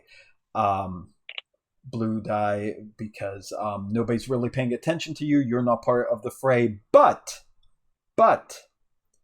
since it's a grenade involved, and I do like it when that happens, I am going to flip one of the dark side points to upgrade that to it's not a purple die, it's going to be a red die.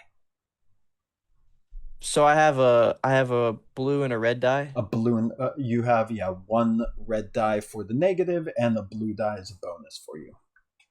Okay, all right. Okay. Anyhow. Okay. All right. Yeah. Successful. Yeah. You take out. It's ready to go. You also have an advantage. There's hits on the blue die. Oh yeah. Yeah. Actually, the blue and black dice are more aimed at getting successes or failures than the actual purple and green dice. I mean, it's like I should say more purple dice. There's more chance of threat on the purple dice, and there's more chance of like actually getting more success, more failure when you use those small 6-sided. So they're really good to have. That's why any kind of trait or skill in that removes black dice is really helpful for passing a lot of checks. Okay, but anyhow, as I said, you do have it concealed. You got it ready to go, and you do have an advantage as well that you would be able to apply in the future. So going back to the top, but I need to add in the other two groups that are now involved. So give me one moment while I get these people rolled in. First, we are going to have the Rhodian, because his friend is now gone. The Rhodian is going to roll. What does he have now? Just one thing here. Give me a second. Roll dice for his friends. We're all friends here. So here we go. The Rhodian gets nothing, so he would be NPC at the bottom of the list. And then the humans. Hang on. Let's see. Human. Where are they? So open up that one. Where is that guy? There we go. And the two humans are. There we go. 1 second. They're both going individually because these ones are not minions. Okay, a triumph. So that puts it at the 1, 2, 3. So that would go after the one thing. So it would be in the middle. Hang on there. See there. And then the other one. Other here. Damn! Oh, at least it wasn't shooting. That's the thing. That has him tied with Candaris, so he would be under there. So the new order, now that we have all that in, the order is going to change a bit because they have entered in. It now goes PC. I'm just going to keep it one line because it's going to do a line break. NPC, NPC, PC, NPC, and PC, PC, PC, and then the last NPC. So that's the group of 4, the Rhodians and the 2 humans. There we go. That's the order there. Okay. All right. Now hope no one minds that I go first. Yeah, whoever wants to take it, go right ahead. I'm just gonna fire into the last 2 of that. Well, my characters know this, but the Black Suns. Okay. And then I only have 1 purple die or 1 blue die this time, unless Nick. I guess would Nick's advantage from last round, would that affect us, or are we too far away? You're too far away. Right? Narratively, yeah, you're too far away. Mechanically, the rules do not make a distinguish, so technically you would be able to, even though it makes no narrative sense right now. But you can make the narrative make sense somehow, that however that happened. I'm not a stickler on those things, but it depends how much you want to make the narrative.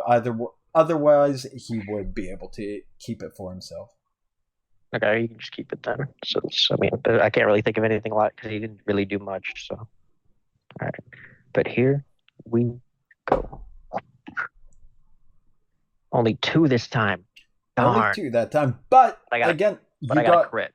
You definitely got a crit. So your damage is now 9? 9. Okay, 9. And then minus the 4, so that makes 5. Let me check that out. 2, 3, 4, 5. And then if you apply your crit, that would take out the other 2. All right, works. So that is just enough to take out one, and a crit to take out the other, because they're minion group. They're not anything else. Yeah, so I just want to put those 2 down. And okay. Just be like, come on, let's get out of here. All right, let's put those. And then as he says that, he's going to use his maneuver to head towards the exit ahead of everyone. Okay, dashing towards the exit.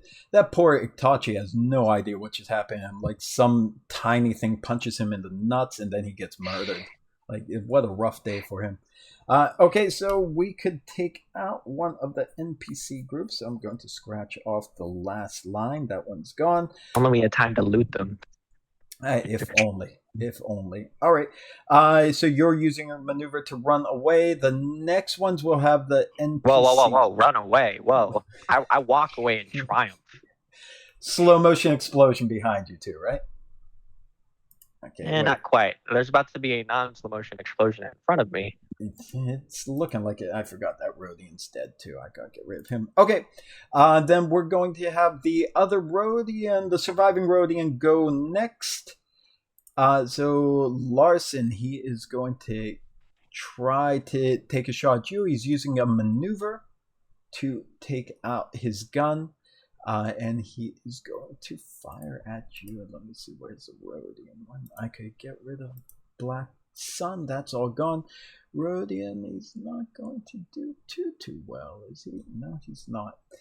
And yeah, you're within range because he blasts a pistol. So he's going to take a shot at you. Did you have you used, hang on, sorry, Ordo, your gun's crit rating is what, a 2? 2. So you still have one advantage left that could be used to add a black against the Rhodian, since he's one acting next. I'll do that. So okay, we'll penalize him for that. So it would be those. So Larson, he's taking a shot at you. It's you backed away, so he is, or you were close to that, so he's still in. Well, we'll say you basically back down to medium range, so that would be 2 for that. You don't have anything that upgrades the difficulty or anything, do you? I don't think so. Let me double check real quick. Okay.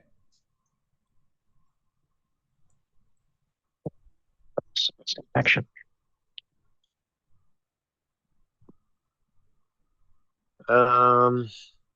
No. Okay. In that case, I'll just do the roll as is. Nothing fancy on there just now. 1 success. He actually did it, even with all that. So his gun does 6 damage plus 1. So that's 7 damage. What's your soak? 3. 3. So that's 4 wounds. 4 wounds on you. All right.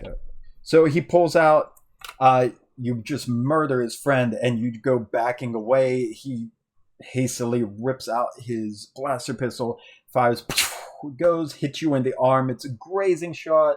It's not like a kill shot. I pray to God it's not a kill shot. I don't think so. But yeah, it definitely hurts pretty darn bad. That sucks. That's 4. Then the next, he's not taking any other maneuver. The next slot is another NPC slot. So we'll have it be the other human. So not the one that you're next to, host. He's just with his gun drawn. He is going to start running in the direction where this is all going down. And that's about all he's going to do here. So we're going to the PC. Larson, you should go. You should kill your enemy. Do it. Oh, it's a PC slot? PC slot, yes. Oh, yeah, okay, I'll go. Yeah. 1 second. Let me pull up my sheet again. This entire time, Blast is scrambling with the droid that keeps the guns. He's like, "Give it back to me." Do you have your I've got ticket? a lot of stuff to get. Okay. Axe and a shield. Wait, no shield so, no more. Having just been shot, I kind of grimace a little bit. I'm just like, ah! Let out a little yelp, and then I go and shoot that other Rhodian. That seems like the wise thing to do. Yeah. So how many difficulty? You're at medium range. So you would have to, if you want to use your gun, since your gun's a short range, you would have to charge back at him, basically. Okay, so I'll move closer. Angrily just start walking up to gun him down. That would make it a 1 difficulty. I can't remember if last time you used the blue accurate die on your gun, because your gun's accurate. I can't remember. Yeah, I did. Okay, so yeah, just 1 difficulty die right now. Difficulty is the... purple, sorry. Yeah, okay, cool. All right. 2 successes. 2 successes. And your gun does 5 damage. So that is 7 damage total. Okay. And 7 damage. He has, I believe the soap was 3 for the Rhodians. Let me just check. Yeah, so that's 4 damage. Oh, you hit him. You get a good shot on him. He's not down completely. But you do nail him right in the gut. He's reeling back. All right. So after I shoot him, I'm pretty mad, right? And I go I was sorry about the drinks, and then I don't think he cares about the drinks anymore. Now he got blaster burns all over his shirt. What about the burns, man? Okay, then we got the last NPC slot, so that is going to be the final human.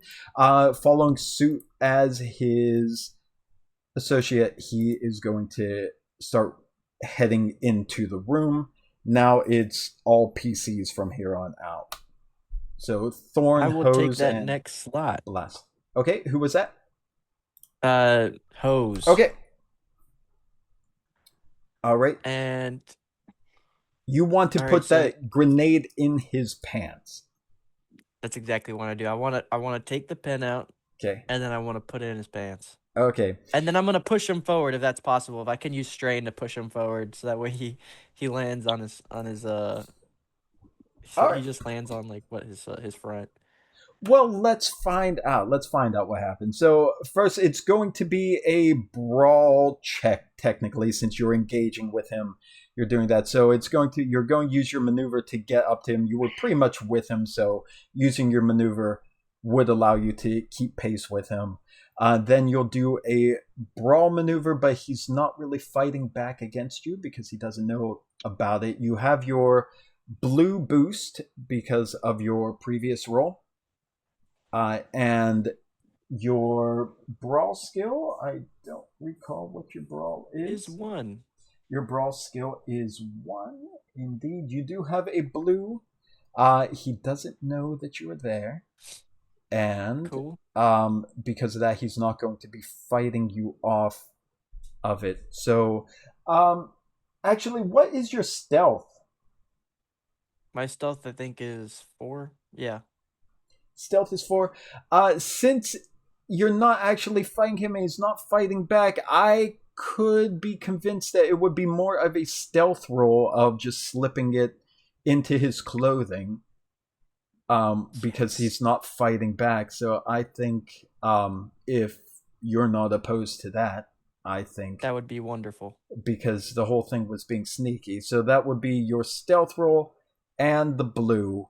But like I said, it's grenades, and I love it when that happens in the game. I have to use another dark side point to make it make your check. One red and one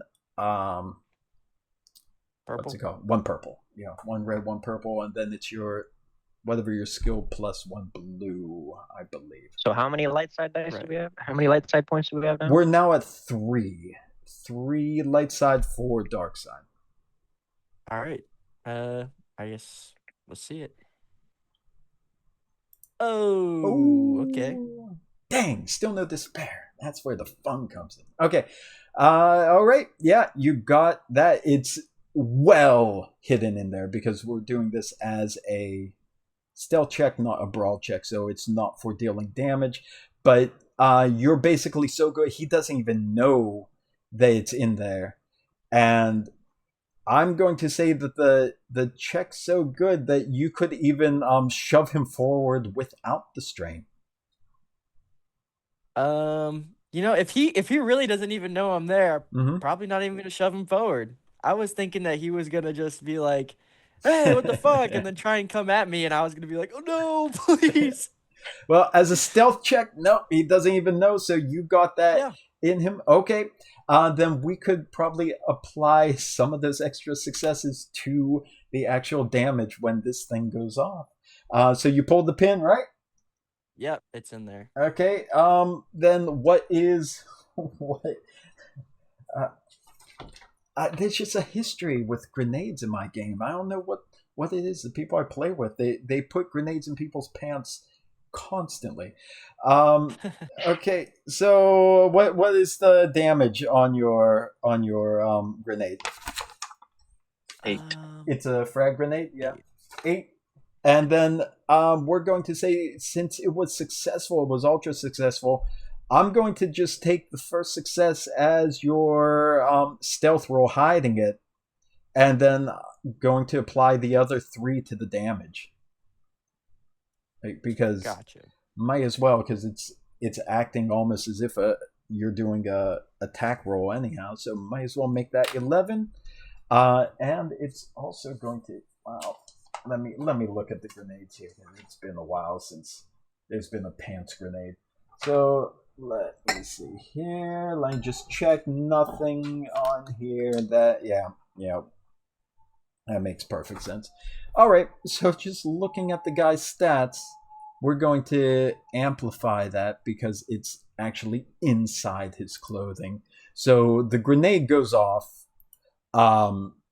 Just echoes through the room. Do you want to describe it, sir? So I'm gonna assume that he was going over to where all the commotion was, and he didn't notice anything at first, but as soon as that explosion hit, I'm gonna say his entire lower half just gone, destroyed, obliterated.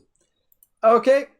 That's 1 human down. That's for darn sure. All right, we could scratch off another NPC slot on there.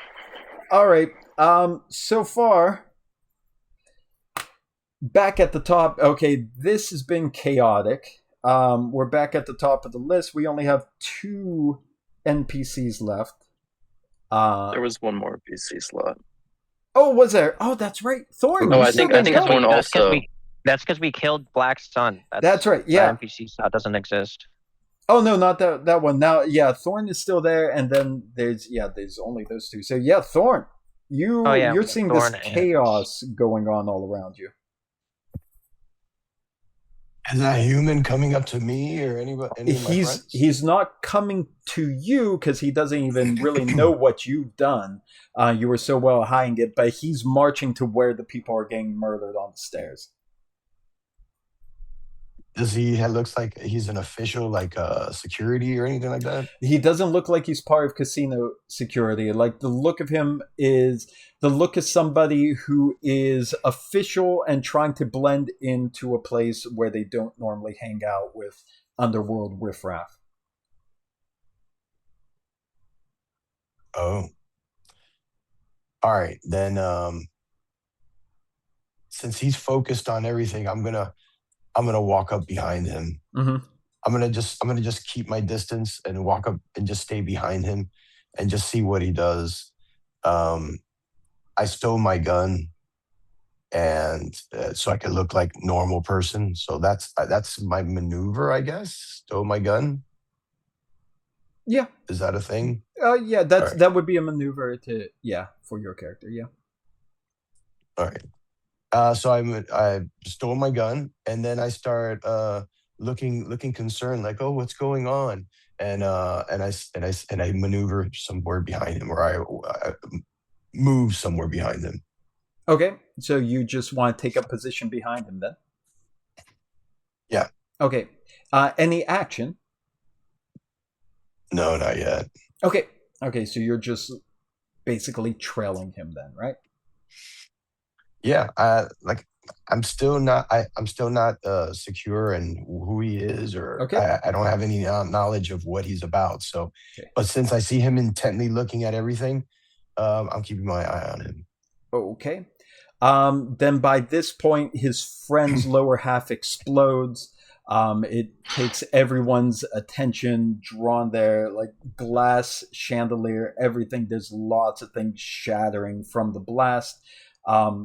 Bits and pieces are getting thrown around. That was a lot of chaos ensuing there. There's some, of course, collateral damage. People are hurt. But now, it's a wild scene in the casino. Now it's Blast's turn. And it's Blast's turn. What does he do? Perfect. Yeah. What does he do when he sees his friend is obliterate? Just in reaction mode right now because it's all happening simultaneously. Blast, what's going on? Blast, are you blasting? So I have grabbed maneuver. I'm going to grab all of our stuff. Mm-hmm. Just stowing as much of it as I can, like even Zaph's axe, because I've had him dealing with Alum, and I'm gonna leave. I'll just have my blast. So like I'm, like having the axe on my back and just shoving grenades in my pockets, and I'll have my blaster still in my hand. Dude, you have that axe. You have to like hold it above your head to move with it. It's a massive axe. We can assume that he hands that off to Zaph because Zaph's not going to lose the axe. Sure, yeah. And then I am just gonna turn around, see this explosion, and then Blast is gonna, associate this guy with the other guy, and I'm just gonna take my shot. There you go. So maneuver to retrieve your weapon, and then want to take a shot at him.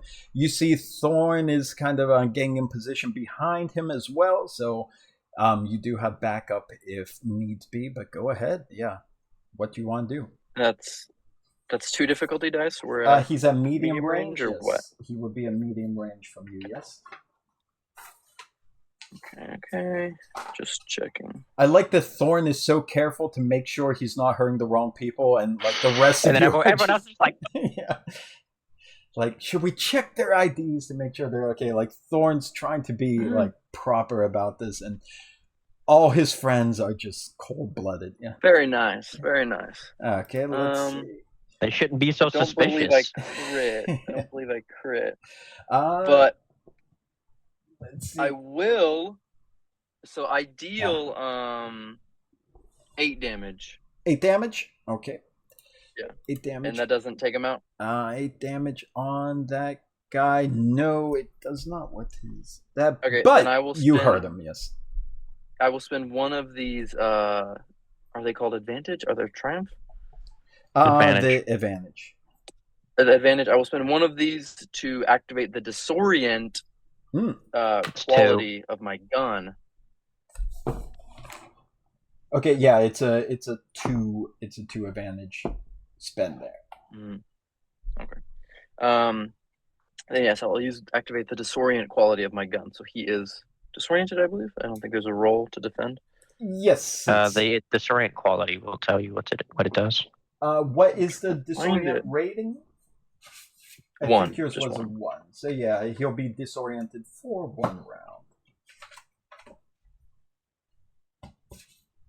Yes. Let me get that open there. Okay. As again, this like just overdone blaster explodes in a flash of beautiful blaster fire, with like the firework, like individual beads of fire explode out from the muzzle, and that's what does the disorienting.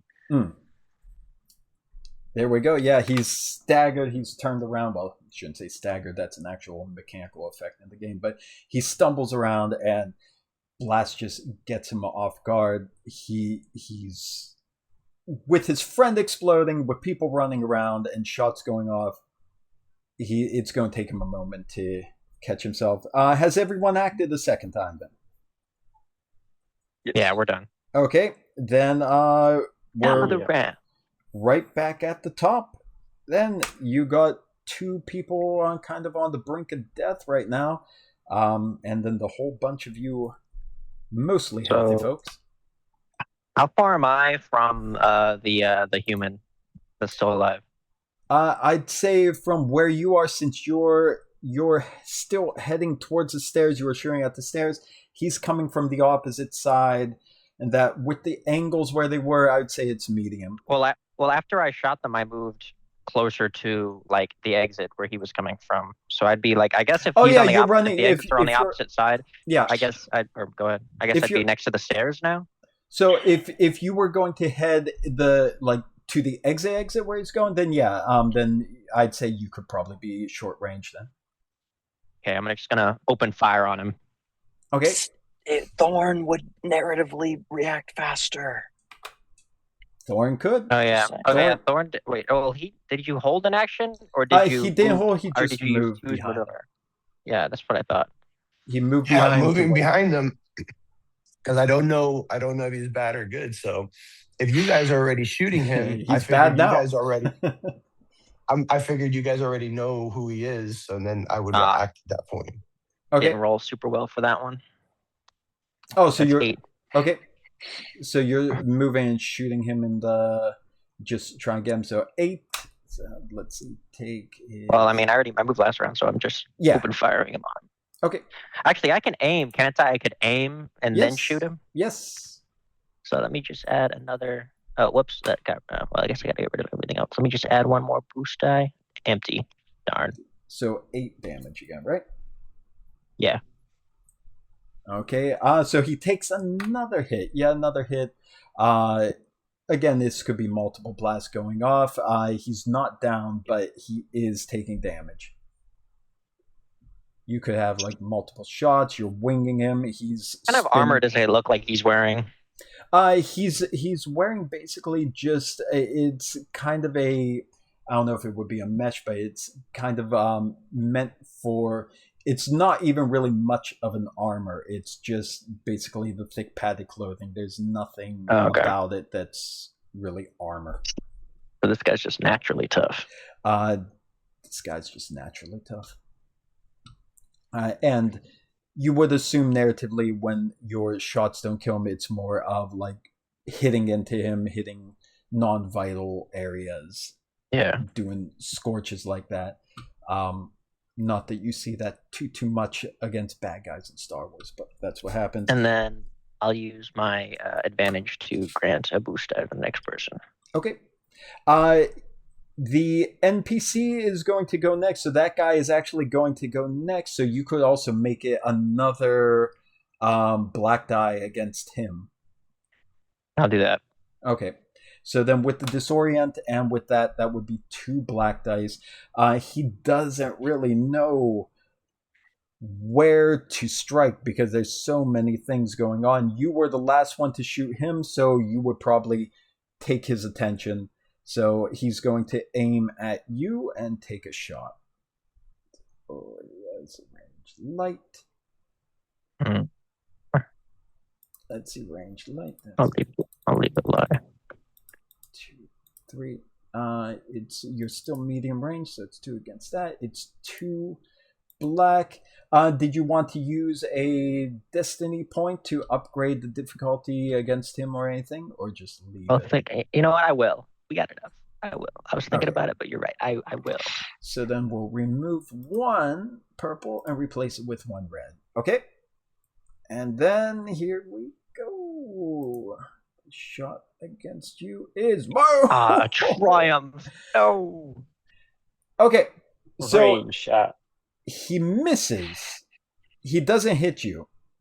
He's not shooting you, but here's what happened. He does have 2 advantage and a triumph. So what's going to happen on this one narratively, since he does not shoot you? He's firing wildly because he can't really see. He's disoriented from the shot that's going on. Oh no, I know what he's going to do. It's going to hit Larson? Nope. The shots are going to be raining wild, so here's what's happening. With the 2 advantage that he generated, that is going to add a setback to either the next person or actually the next NPC is the Rhodian, so he might be able to capitalize on the chaos and get a boost on that. So we could say that he's going to get a boost on that. But with all the wild firing that he can't hit, with the triumph, 1 stray bolt goes and strikes Elam. And Elam slips down to his knees. So, Elam, where you at, man? Let's see. Elam, let's go. You see the blast slide up, and Elam takes the hit and drops down. He's looking over at Zaf. He's looking down at Blast, down at the bottom. Very, very worried look in his eye stalks. And while that chaos is going on, the Rhodian is going to capitalize on that and take his next shot back at Larson. I don't think he needs to do that, Oh, okay. Well, you convinced him otherwise. It's like, yeah, let's be reasonable. I gotta check his stats again because I keep things on different pages and I forget. So the Rhodian, he's getting a blue, and he got.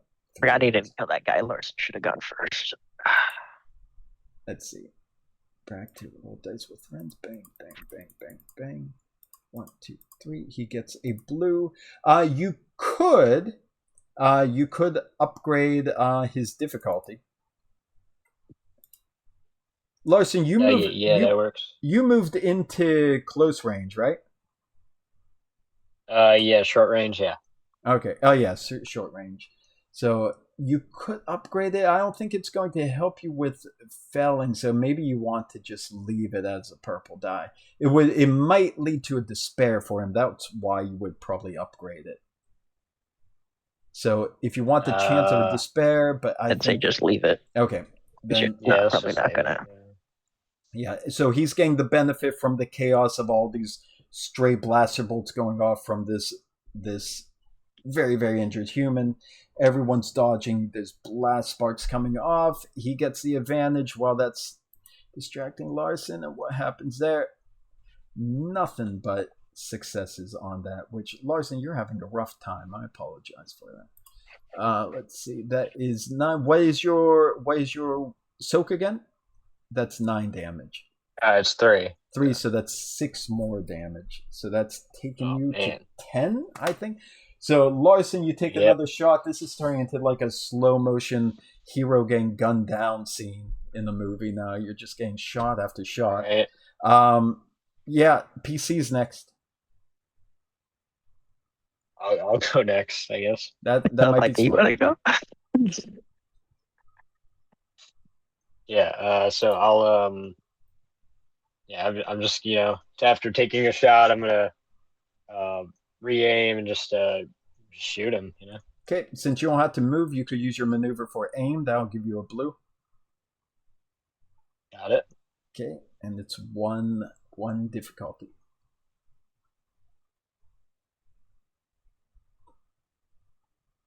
It's like I gotta reload the page. Okay. The tension builds. Don't forget to rename yourself. Yeah.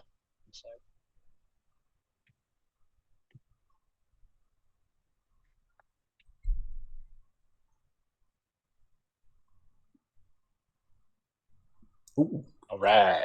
Yeah, I can just tell already that is going to finish him off because he can't take much more. So yeah, go ahead. End the fight.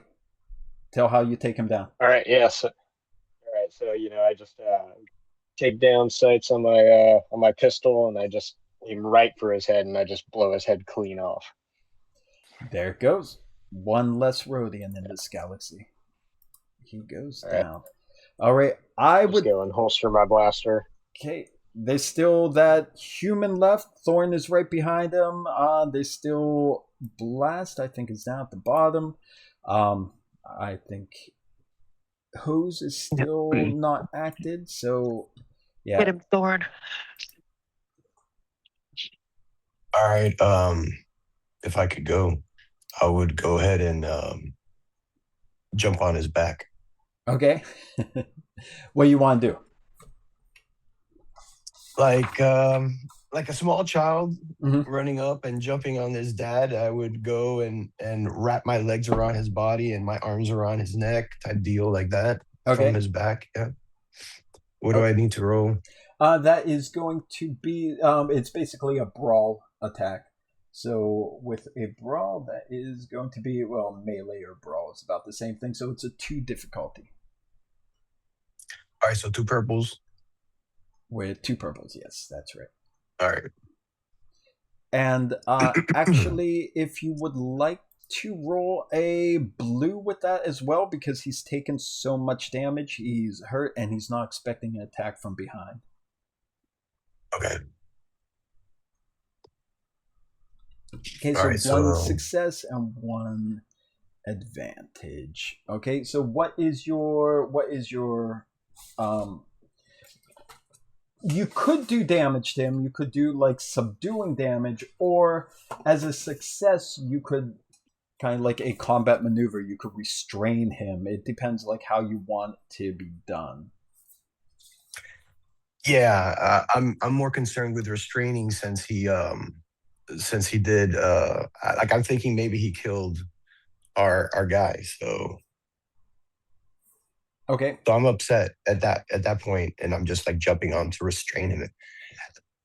Okay, then with the success and with the advantage, yeah, you basically get him locked in. So you get your arms on him. He won't really be able to do anything until he breaks away from you. But it's also all PCs down from this point too. Yeah.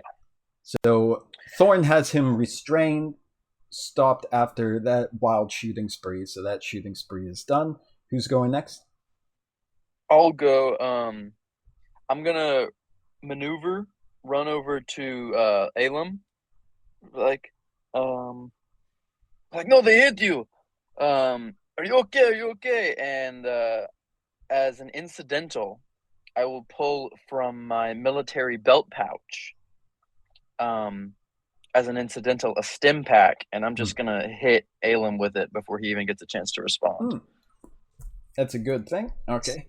So if he is alive, assumedly, he heals 5 wounds. He would be alive. So okay, cool. Stim pack, and you see a little glimmer of hope in his eye stalks. Okay. Thought we lost you, buddy. What's going on? This is such a bad day. Pretty good, I'd say. Okay. He's confused how this could be pretty good. Okay. Who wants to go next? That was all your action, right? Or that's all? Yeah, that's all I could do. Okay, yeah, heading back up to him, doing that. Yeah, that would take it out. Who else is left? Is it just me? It's just you. It's just me? Okay, so... When you... right as you start moving, Ordo's going to call out to you like, Taran, go get Larson. Ship. Oh, yeah, that's a better idea. He's like, start the ship. That's a way better idea. Yeah, I'm gonna run straight for the ship since I've just leave me here to die on the right side. And I'm going to get you. Everyone's dead. It's just us. I'll go run for that. There's that one guy. Okay. All right. So you'll head out. You'll take off. Go down there. Let me remove you from there. Has everyone acted? Yeah, that's it. Okay, so we're just going to push you off there. Now, the fact that the guy is pretty much restrained, and we're starting back at a PC turn at the top of this anyhow, we could take this out structured back into the narrative, since you're basically free to do as you wish. Gordo's just going to walk up and just immediately shoot the guy in the head and finish him off. Okay. Heading up to him, he's wincing in pain, and he's saying like, "You alien scum!" Looking at Thorn, and Ordo, you could just easily finish him off, no problem. Yeah, Ordo finishes him off, and he looks over at Thorn, and he goes, "Can you stop playing around? We don't have much longer till the security gets here." And then he's gonna look at the guys that they've killed, and then he's gonna just be like, "Everyone, grab what you can from them. Let's get out of here." And then he's gonna look over everyone, and he's gonna look at the quality of their armor. Okay, well, before that happens, as you're doing that, I'm going to use another dark side point, as by this point in the chaos, as things are going down, you start hearing the klaxons going off, the boop, boop, boop. Most of the patrons have already been fleeing. They're already gone. There's still a lot stuck on the second floor, making their way down and just panicking even more when they see the murder that's waiting for them at the bottom of the ground. And the announcement comes on: security forces activated. Security forces activated. Ordo immediately goes, "You know what? Belay that. Let's get out of here." And he's gonna run for Larson. All right, I help Zaf carry Elam or Elam. What's Elam? Elam, yeah. Like he gets one shoulder and I get the other shoulder, and we're like, "Medic!" and I'm screaming "Medic!" as we try and leave this place to make it look like that explosion like damaged one of their casino patrons, and so we're just trying to get out of there. We weren't part of it, Okay. As you all start to regroup and do that, and we work on the security scene, I wanted to wait until the whole combat situation was done because I didn't want to break that up. But let's take a 10-minute break, and then we'll resume with your daring escape from this casino in about 10 minutes. Okay? Yep, it looks like we're back on. So here we go. We're just going to pick up for this little last act of the chapter here. You heard the klaxon going off. You hear the security warning going off. The security droids that were basically acting as doormen at the bottom of the stairs, doing nothing but repeating their programming, just warning people not to take weapons upstairs, not to take weapons upstairs. They have a new flash in their eyes as their actual security programming is now being initiated, and the guns that they're holding, they're now starting to turn as they're getting ready to patrol the area and start working. You also see commotion elsewhere. That Moon is still looking around in the panic, the floor manager. He's tapping things frantically on his keypad. It sounds like there's going to be a very large incoming of security forces very, very soon.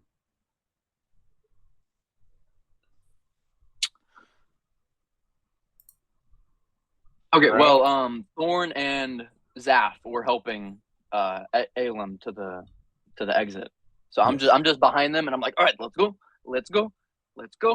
Yeah, we have to get the move on. Just pushing them along. Also, one more thing. Since combat ended at the end of combat, everyone that has strain damage still lingering on them, you could do a cool or a discipline check to try to recover strain. Awesome. So anyone that has strain, feel free to roll that. Any success or advantage will clear up 1 point of strain for you, so you could get that done.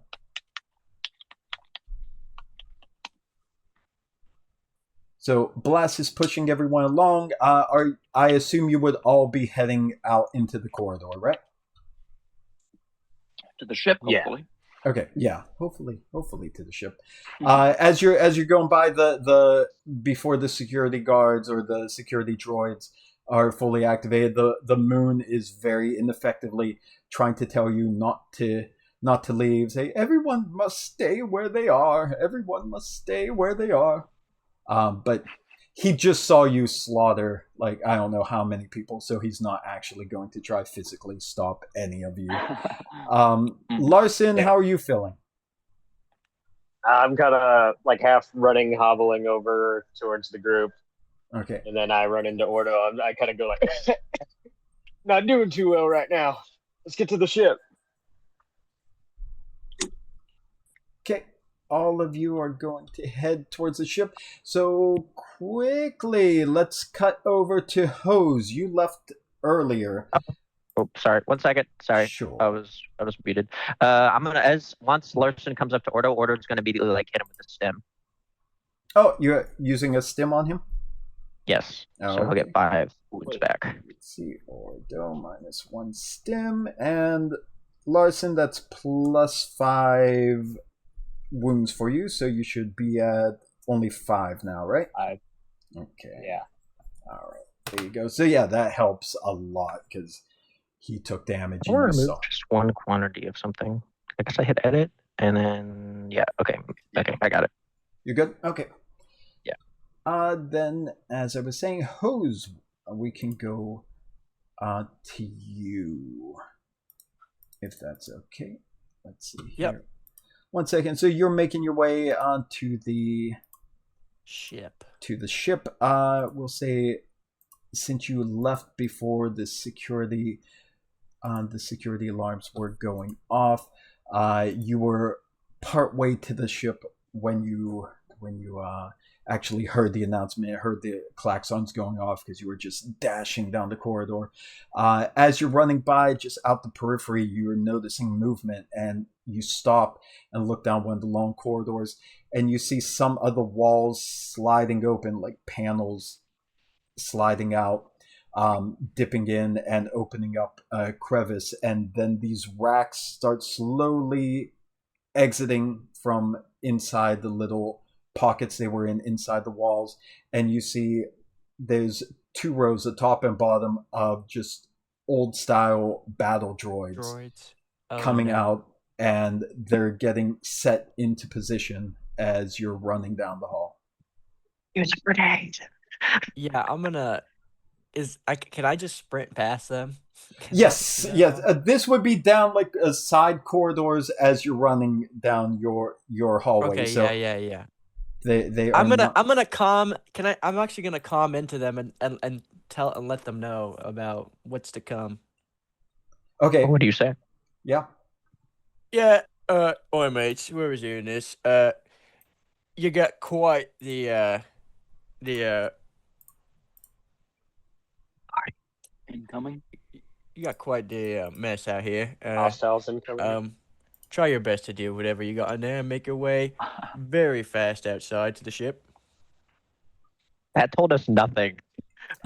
Smooth, very smooth. Absolutely nothing. I'm gonna hop on my com.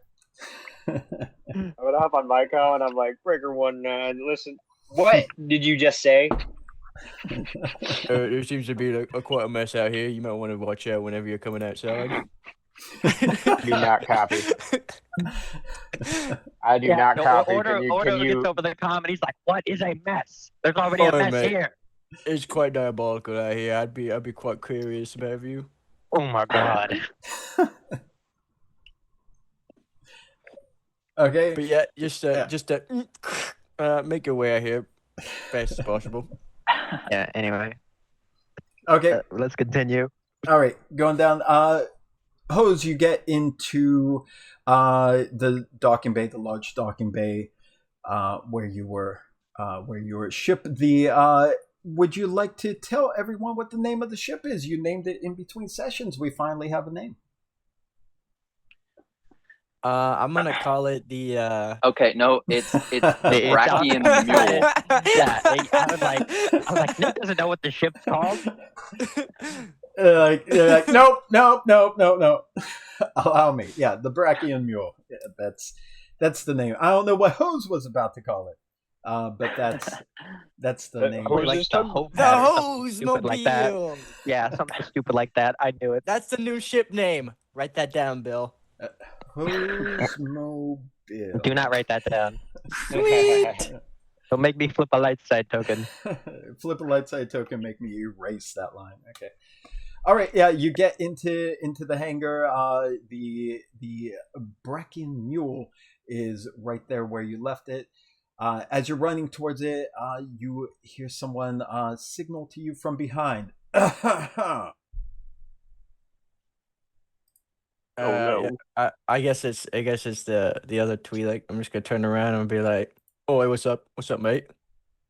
Yeah, she comes walking down from one of the side corridors. Like, you really made a mess in there, didn't you?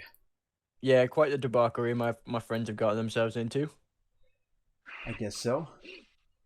Would you like to make this a little more interesting? What do you have in mind? I'm quite the gambler. Not very good at it. Somehow I don't doubt that, but I'll take that as consent. And she pulls out a comm link from her pouch, and she just types in a couple of codes. She doesn't talk to anyone. The rumbling in the engines starts to get even more intense and shaking. Now, like, the ground is becoming sort of unstable. Did she just blow something up? Is that what happened? The view out the ship starts arcing as it looks like the massive ship you're on, is starting to take a downward bent towards the ground. Wow. Okay. Yeah, that's not very nice. No, is it? Can't help it. I'm here for the fun. Besides, that should slow down whoever's going to get in your friend's way, right? I mean, possibly. We'll see where this goes. I'm gonna hop in a ship, though. Gotta get going. Gotta skip it around. See you around. She doesn't bother going with you. She just turns and starts waltzing off in her own direction. That woman, she's quite dangerous, isn't she? Yeah. Terrence over there, like, I think I'm in love. Okay, yeah, and now it's starting to make a steeper angle, and you're starting to notice there's a little bit of an effort, like you're walking uphill when you're getting to the ship now. Oh man. Okay. You just want to go inside and prep it, right? Yeah, just get everything started. So maybe I can So we're going towards, well, I guess I can't go any further in, so I can't like make it easier for them to get inside by going in after them, can I? No. Not in Whatever a you're ship that thinking. large, yeah. Not in a ship that large. Okay, yeah, I guess prep everything, just get it ready. Okay, going to start up the vessel. Okay, going to there. Okay, so back to the rest of the gang by now in the corridor, I would guess. Let's see if I could put your characters into there. I'll just take you all from the casino. That'll just be easy enough. Just copy paste. There we go. So copy you from the casino, put you into the corridor. You are now into the corridor. You ran out, and again, this is a massive converted vessel. It's from the same company that made the old Lucre Hulk droid control ships back in the day. So it has a very similar aesthetic to that, very wide halls, wide corridors. As you're running down the hall, there are other patrons going in different directions. They're kind of thinned out now since it's such a massive ship. Some of them are heading towards the hotel area to get their belongings. Some of them were heading towards the various docking bays that are there. Some are just going down in directions you're not even sure where they are. Wow, you people are really big, aren't you? And that's what she said. Hey, and you feel the ground start to shudder violently underneath your boots as you're running. That vibrating, that whole shaking that's been going on is now a far more pronounced rumble, and everything's like it's almost making you bounce as you run. You feel whatever is going on with the engines, whatever was happening has up to the next level, and that's when you start to feel you're not on the flat surface anymore. You're starting to get angled downwards. Well, right before we start, like it starts the rumbling increases and stuff. Or as everyone's running, we're just gonna be like, I got a bad feeling about this. There we go. You know what? I'm giving you one bonus light side point flip for that. There we go. We're back in Star Wars now. There we go. So 3 to 4. There we are. And then as we're go ahead. As we're running, is this where we're seeing the battle droids at this point? Since Hose didn't exactly warn you about what it was, you all turn a corner into an area where there are racks of battle droids coming out the hall, or the wall, I should say, and the bottom rows are already unloading, and these droids are like standing up and starting to march forward. Yeah, I'm saying medic, we got an injured person here as we keep going. Okay. Blast is gonna hang back, just like one maneuver's worth of space, and he's gonna pull out one of his grenades and is just gonna chuck it into the battle droids just to watch it all blow up. Well, there goes the whole medic idea. Okay, go ahead. All right, do your roll just to see what kind of damage, if it's a direct hit or whatnot. This right here, already set up for me. Well, it's not a failure. It's not a failure, but even technically it is a failure, but you set off the blast because even the failure triggers a blast on the grenade. So, but you do get advantage, so you feel good about it, even though you miss. Let's see the blast. The blast rating is what on that? Not that we really 7, and I increase it to 8 with my I believe it is called Powerful Blast talent.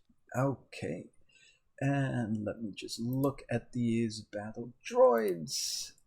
Where are they? There we go. You raised it to 8? Yeah. Okay. So raising it to 8, basically you throw the thing, it clangs off a couple of the racks as they're going around, so it didn't get a direct hit. It falls on the ground, rolls behind. The blast goes off. It takes out one of the droids on the bottom, knocking it down, creating a little bit of confusion. The racks are shaking. You're slowing down that rack from deploying, but you have not stopped it. Yeah, and then Blast is like chuckle to himself, and then like and then he'll start running in the hallway. Behind everybody. Everyone, if you can give me a athletics check or a coordination check for your running as you're going down. It also depends. Do you want to be careful where you're running, or are you just going to go breakneck speed trying to get to the docking bay as fast as possible? I think getting the ship's more important. Yeah, I think we should get there as fast as possible. Okay. In that case, as I said, it's going to be a athletics or a coordination check as the walls fall or the floor is tilting under you. It's adding to your speed, but that could also be a little bit dangerous.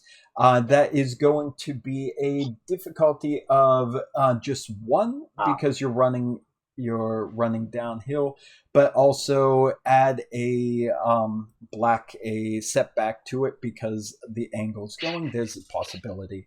All right. Relax, Larson. Relax. Larson was injured. My bad. Keep in mind. Okay, so you canceled out both of your successes. Well, right. Okay. Also, I think Thorn is even able to run on the walls if he so chooses. So he has options. All right. So let's see. Ordo, definitely you are fine with this. You have Yes. Can I use some of my successes to kind of help Larson not fall over because I'm kind of running with him? Yeah, I would say that that's a perfect way of narratively adding that massive, ungodly amount of success, where you're basically just countering his. And the fact that Larson, you also got advantage on yours that was not canceled out, that I say would easily allow you to accept the support of Ordo. Yeah. Okay. Cool. I don't fall over. You do not fall over. So yeah, you start to fall over, and then I just grab it. I'm like, no, none of that. Thorn, you running on the ground? You running on the walls? How is Thorn doing this? I'm still helping. Alem. Okay. Yeah. Alem looks at you as you're helping him along. Said, "I think I should go back to my hotel room. I have my belongings there." No. You have your used belongings there. Now you're gonna get new ones. Let's go. But I. And he has. Let's go. Shut up. Okay, everyone else, let's see. I'm sorry, it scrolled off my screen. Everyone else is okay. Larson is being covered. Blast is running just fine. Let's see. Yeah, Ordo, you got him all there. So everyone did the roll? It looked like 1, 2, 3, 4. Yeah, looks like it. Okay, looks like it. Host doesn't have to roll. So that's why it looks like we're missing something. Okay, then thanks to Ordo's help supporting that, you're all heading straight down the hall. As you're going down the different side corridors, you're on the main corridors, but these side, like, utility corridors there, you see those are the ones that are deploying racks of battle droids, and it's happening pretty much every other corridor as you're running down. You're just seeing it out the sides of your view as you're getting to the end.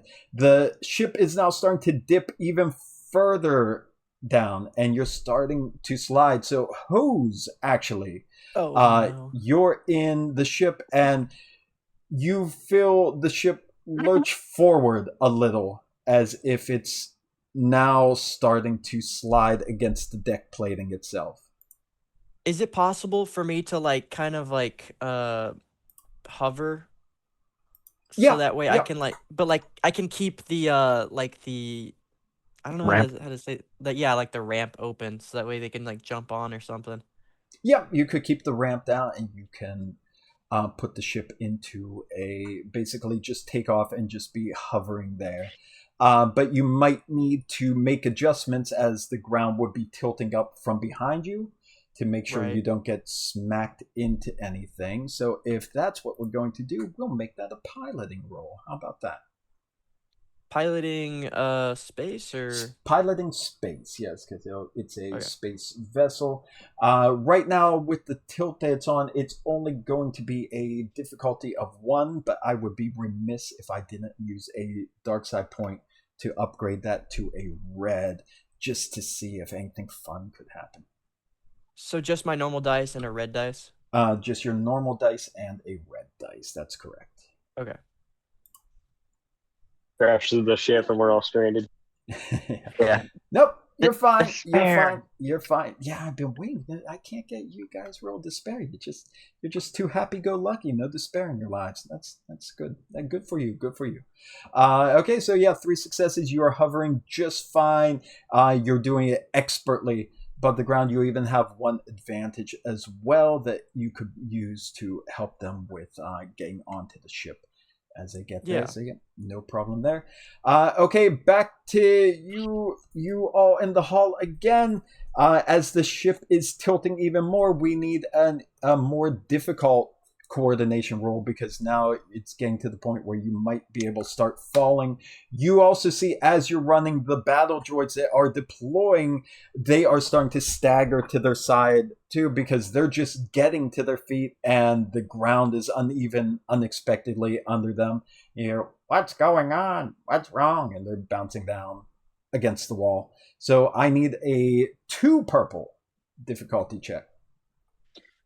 Still 1. I'm sorry, what's that? Yeah.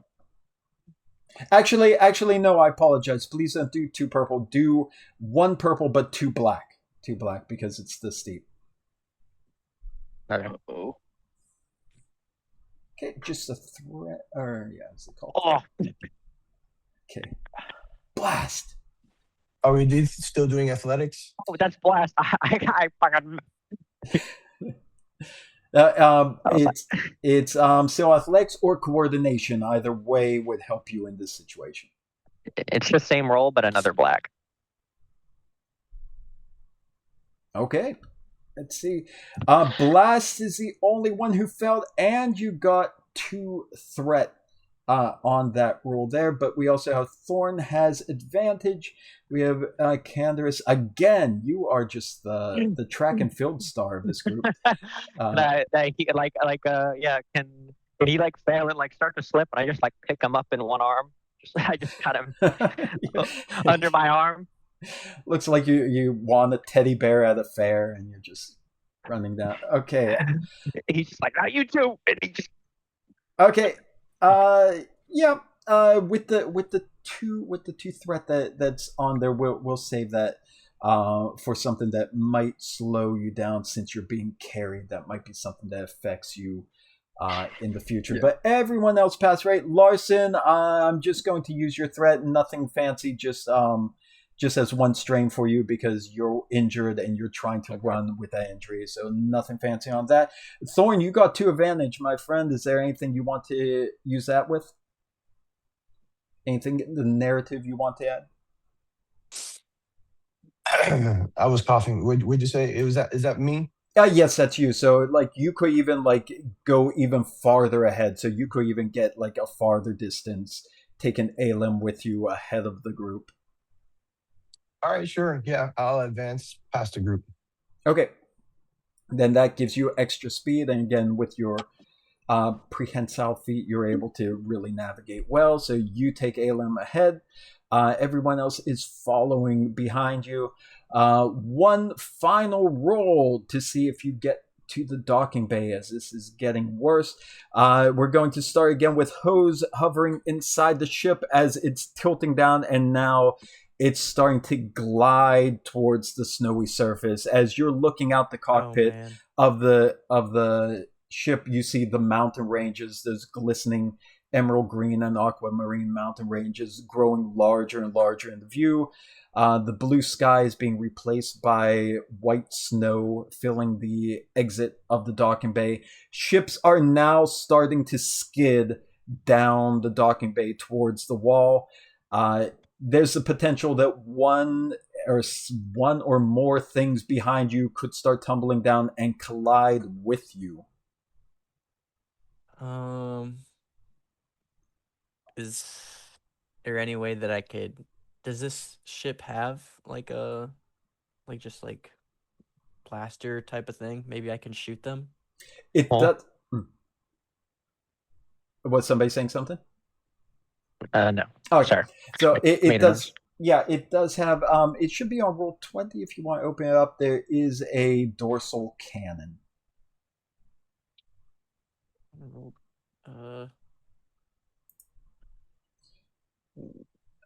Where would I find that at?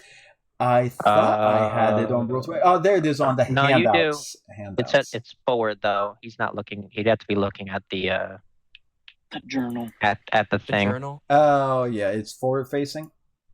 So Wayfair in the handout? Okay. So let's see, where is the fire arc is forward, so you would have to spin the ship around and try fire at anything that was going to fall at you. Okay, yeah. I could do that. You're gonna what? What? What's going on? No, I'm not there to. No one's there to advise you. Okay.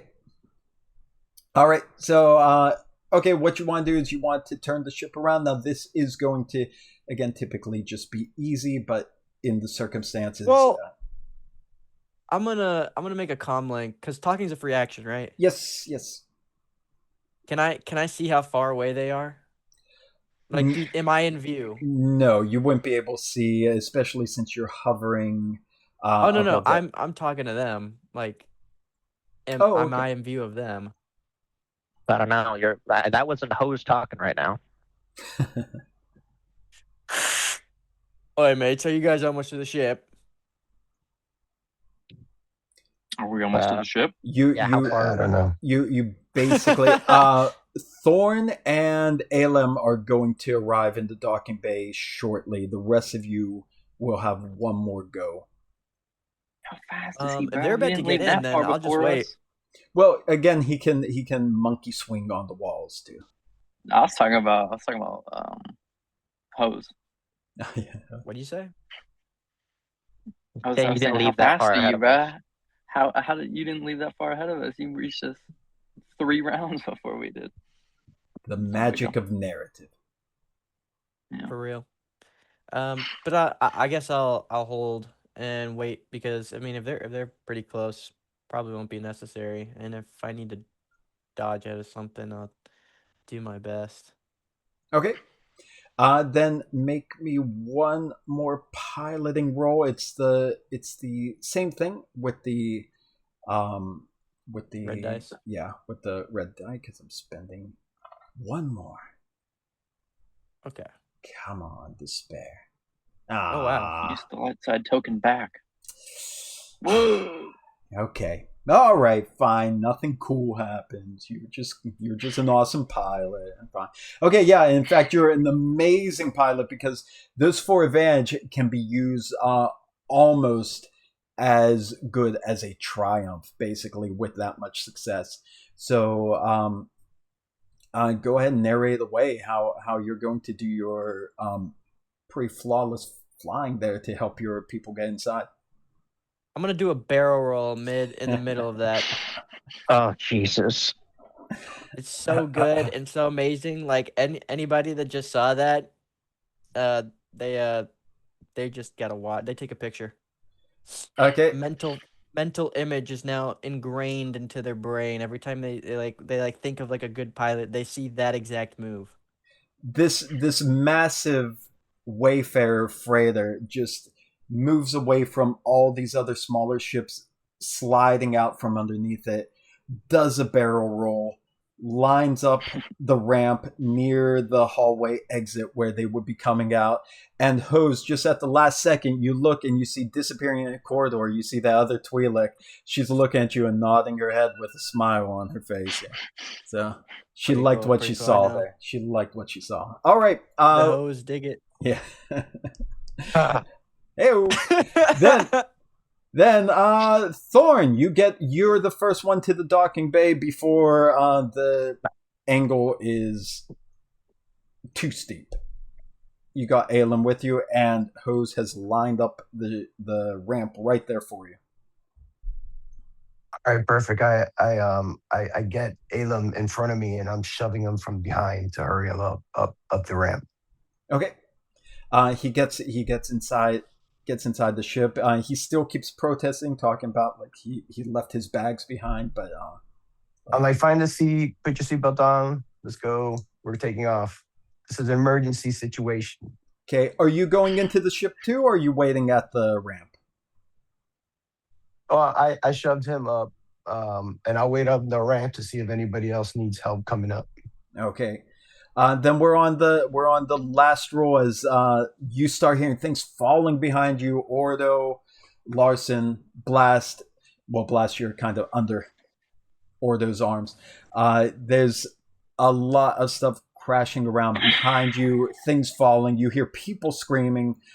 Somebody well-dressed just slides on the ground past you and hits into a wall. The angle is going to become too steep, but you're just one dash away from this hangar bay where you need to get to. So I need one last roll. Yes, sir? Can we use a light side token to caught up to Thorn before this? Sure. Why not? You got a ton of light side points, so might as well, right? A light side token. We make it. Yeah. So Right. light side token to avoid the danger of sliding past the ship and out the hangar bay to your deaths. So yeah, you call upon the light side of the force to boost your speed. You get to the hangar too, so you're just a couple steps behind Thorn.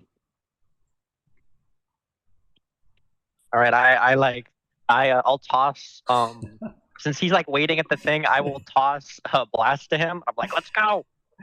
Okay. Thorn teddy bear comes flying towards you. Oh, Blast? He throws Blast to me? Yeah. Oh, okay. Yeah, I'll grab Blast, and I'm like, come on, little buddy. And I run up. Okay. You're good. You're good. Blast, you're okay with that? Yeah, I mean. Okay. It's not a no. I'll like. Oh, go ahead. Sorry. No, I was just gonna say it's not a nobody tosses a dwarf situation. It's okay. Yeah. I mean, it happened, you know. Yeah. Okay. Yeah. Hey, it's bound to happen. Better than dying. He's already carrying me. Might as well. Okay, so Blast is secure aboard ship. Thorn took you in. Larson, Ordo, you're next. Not even going to have to.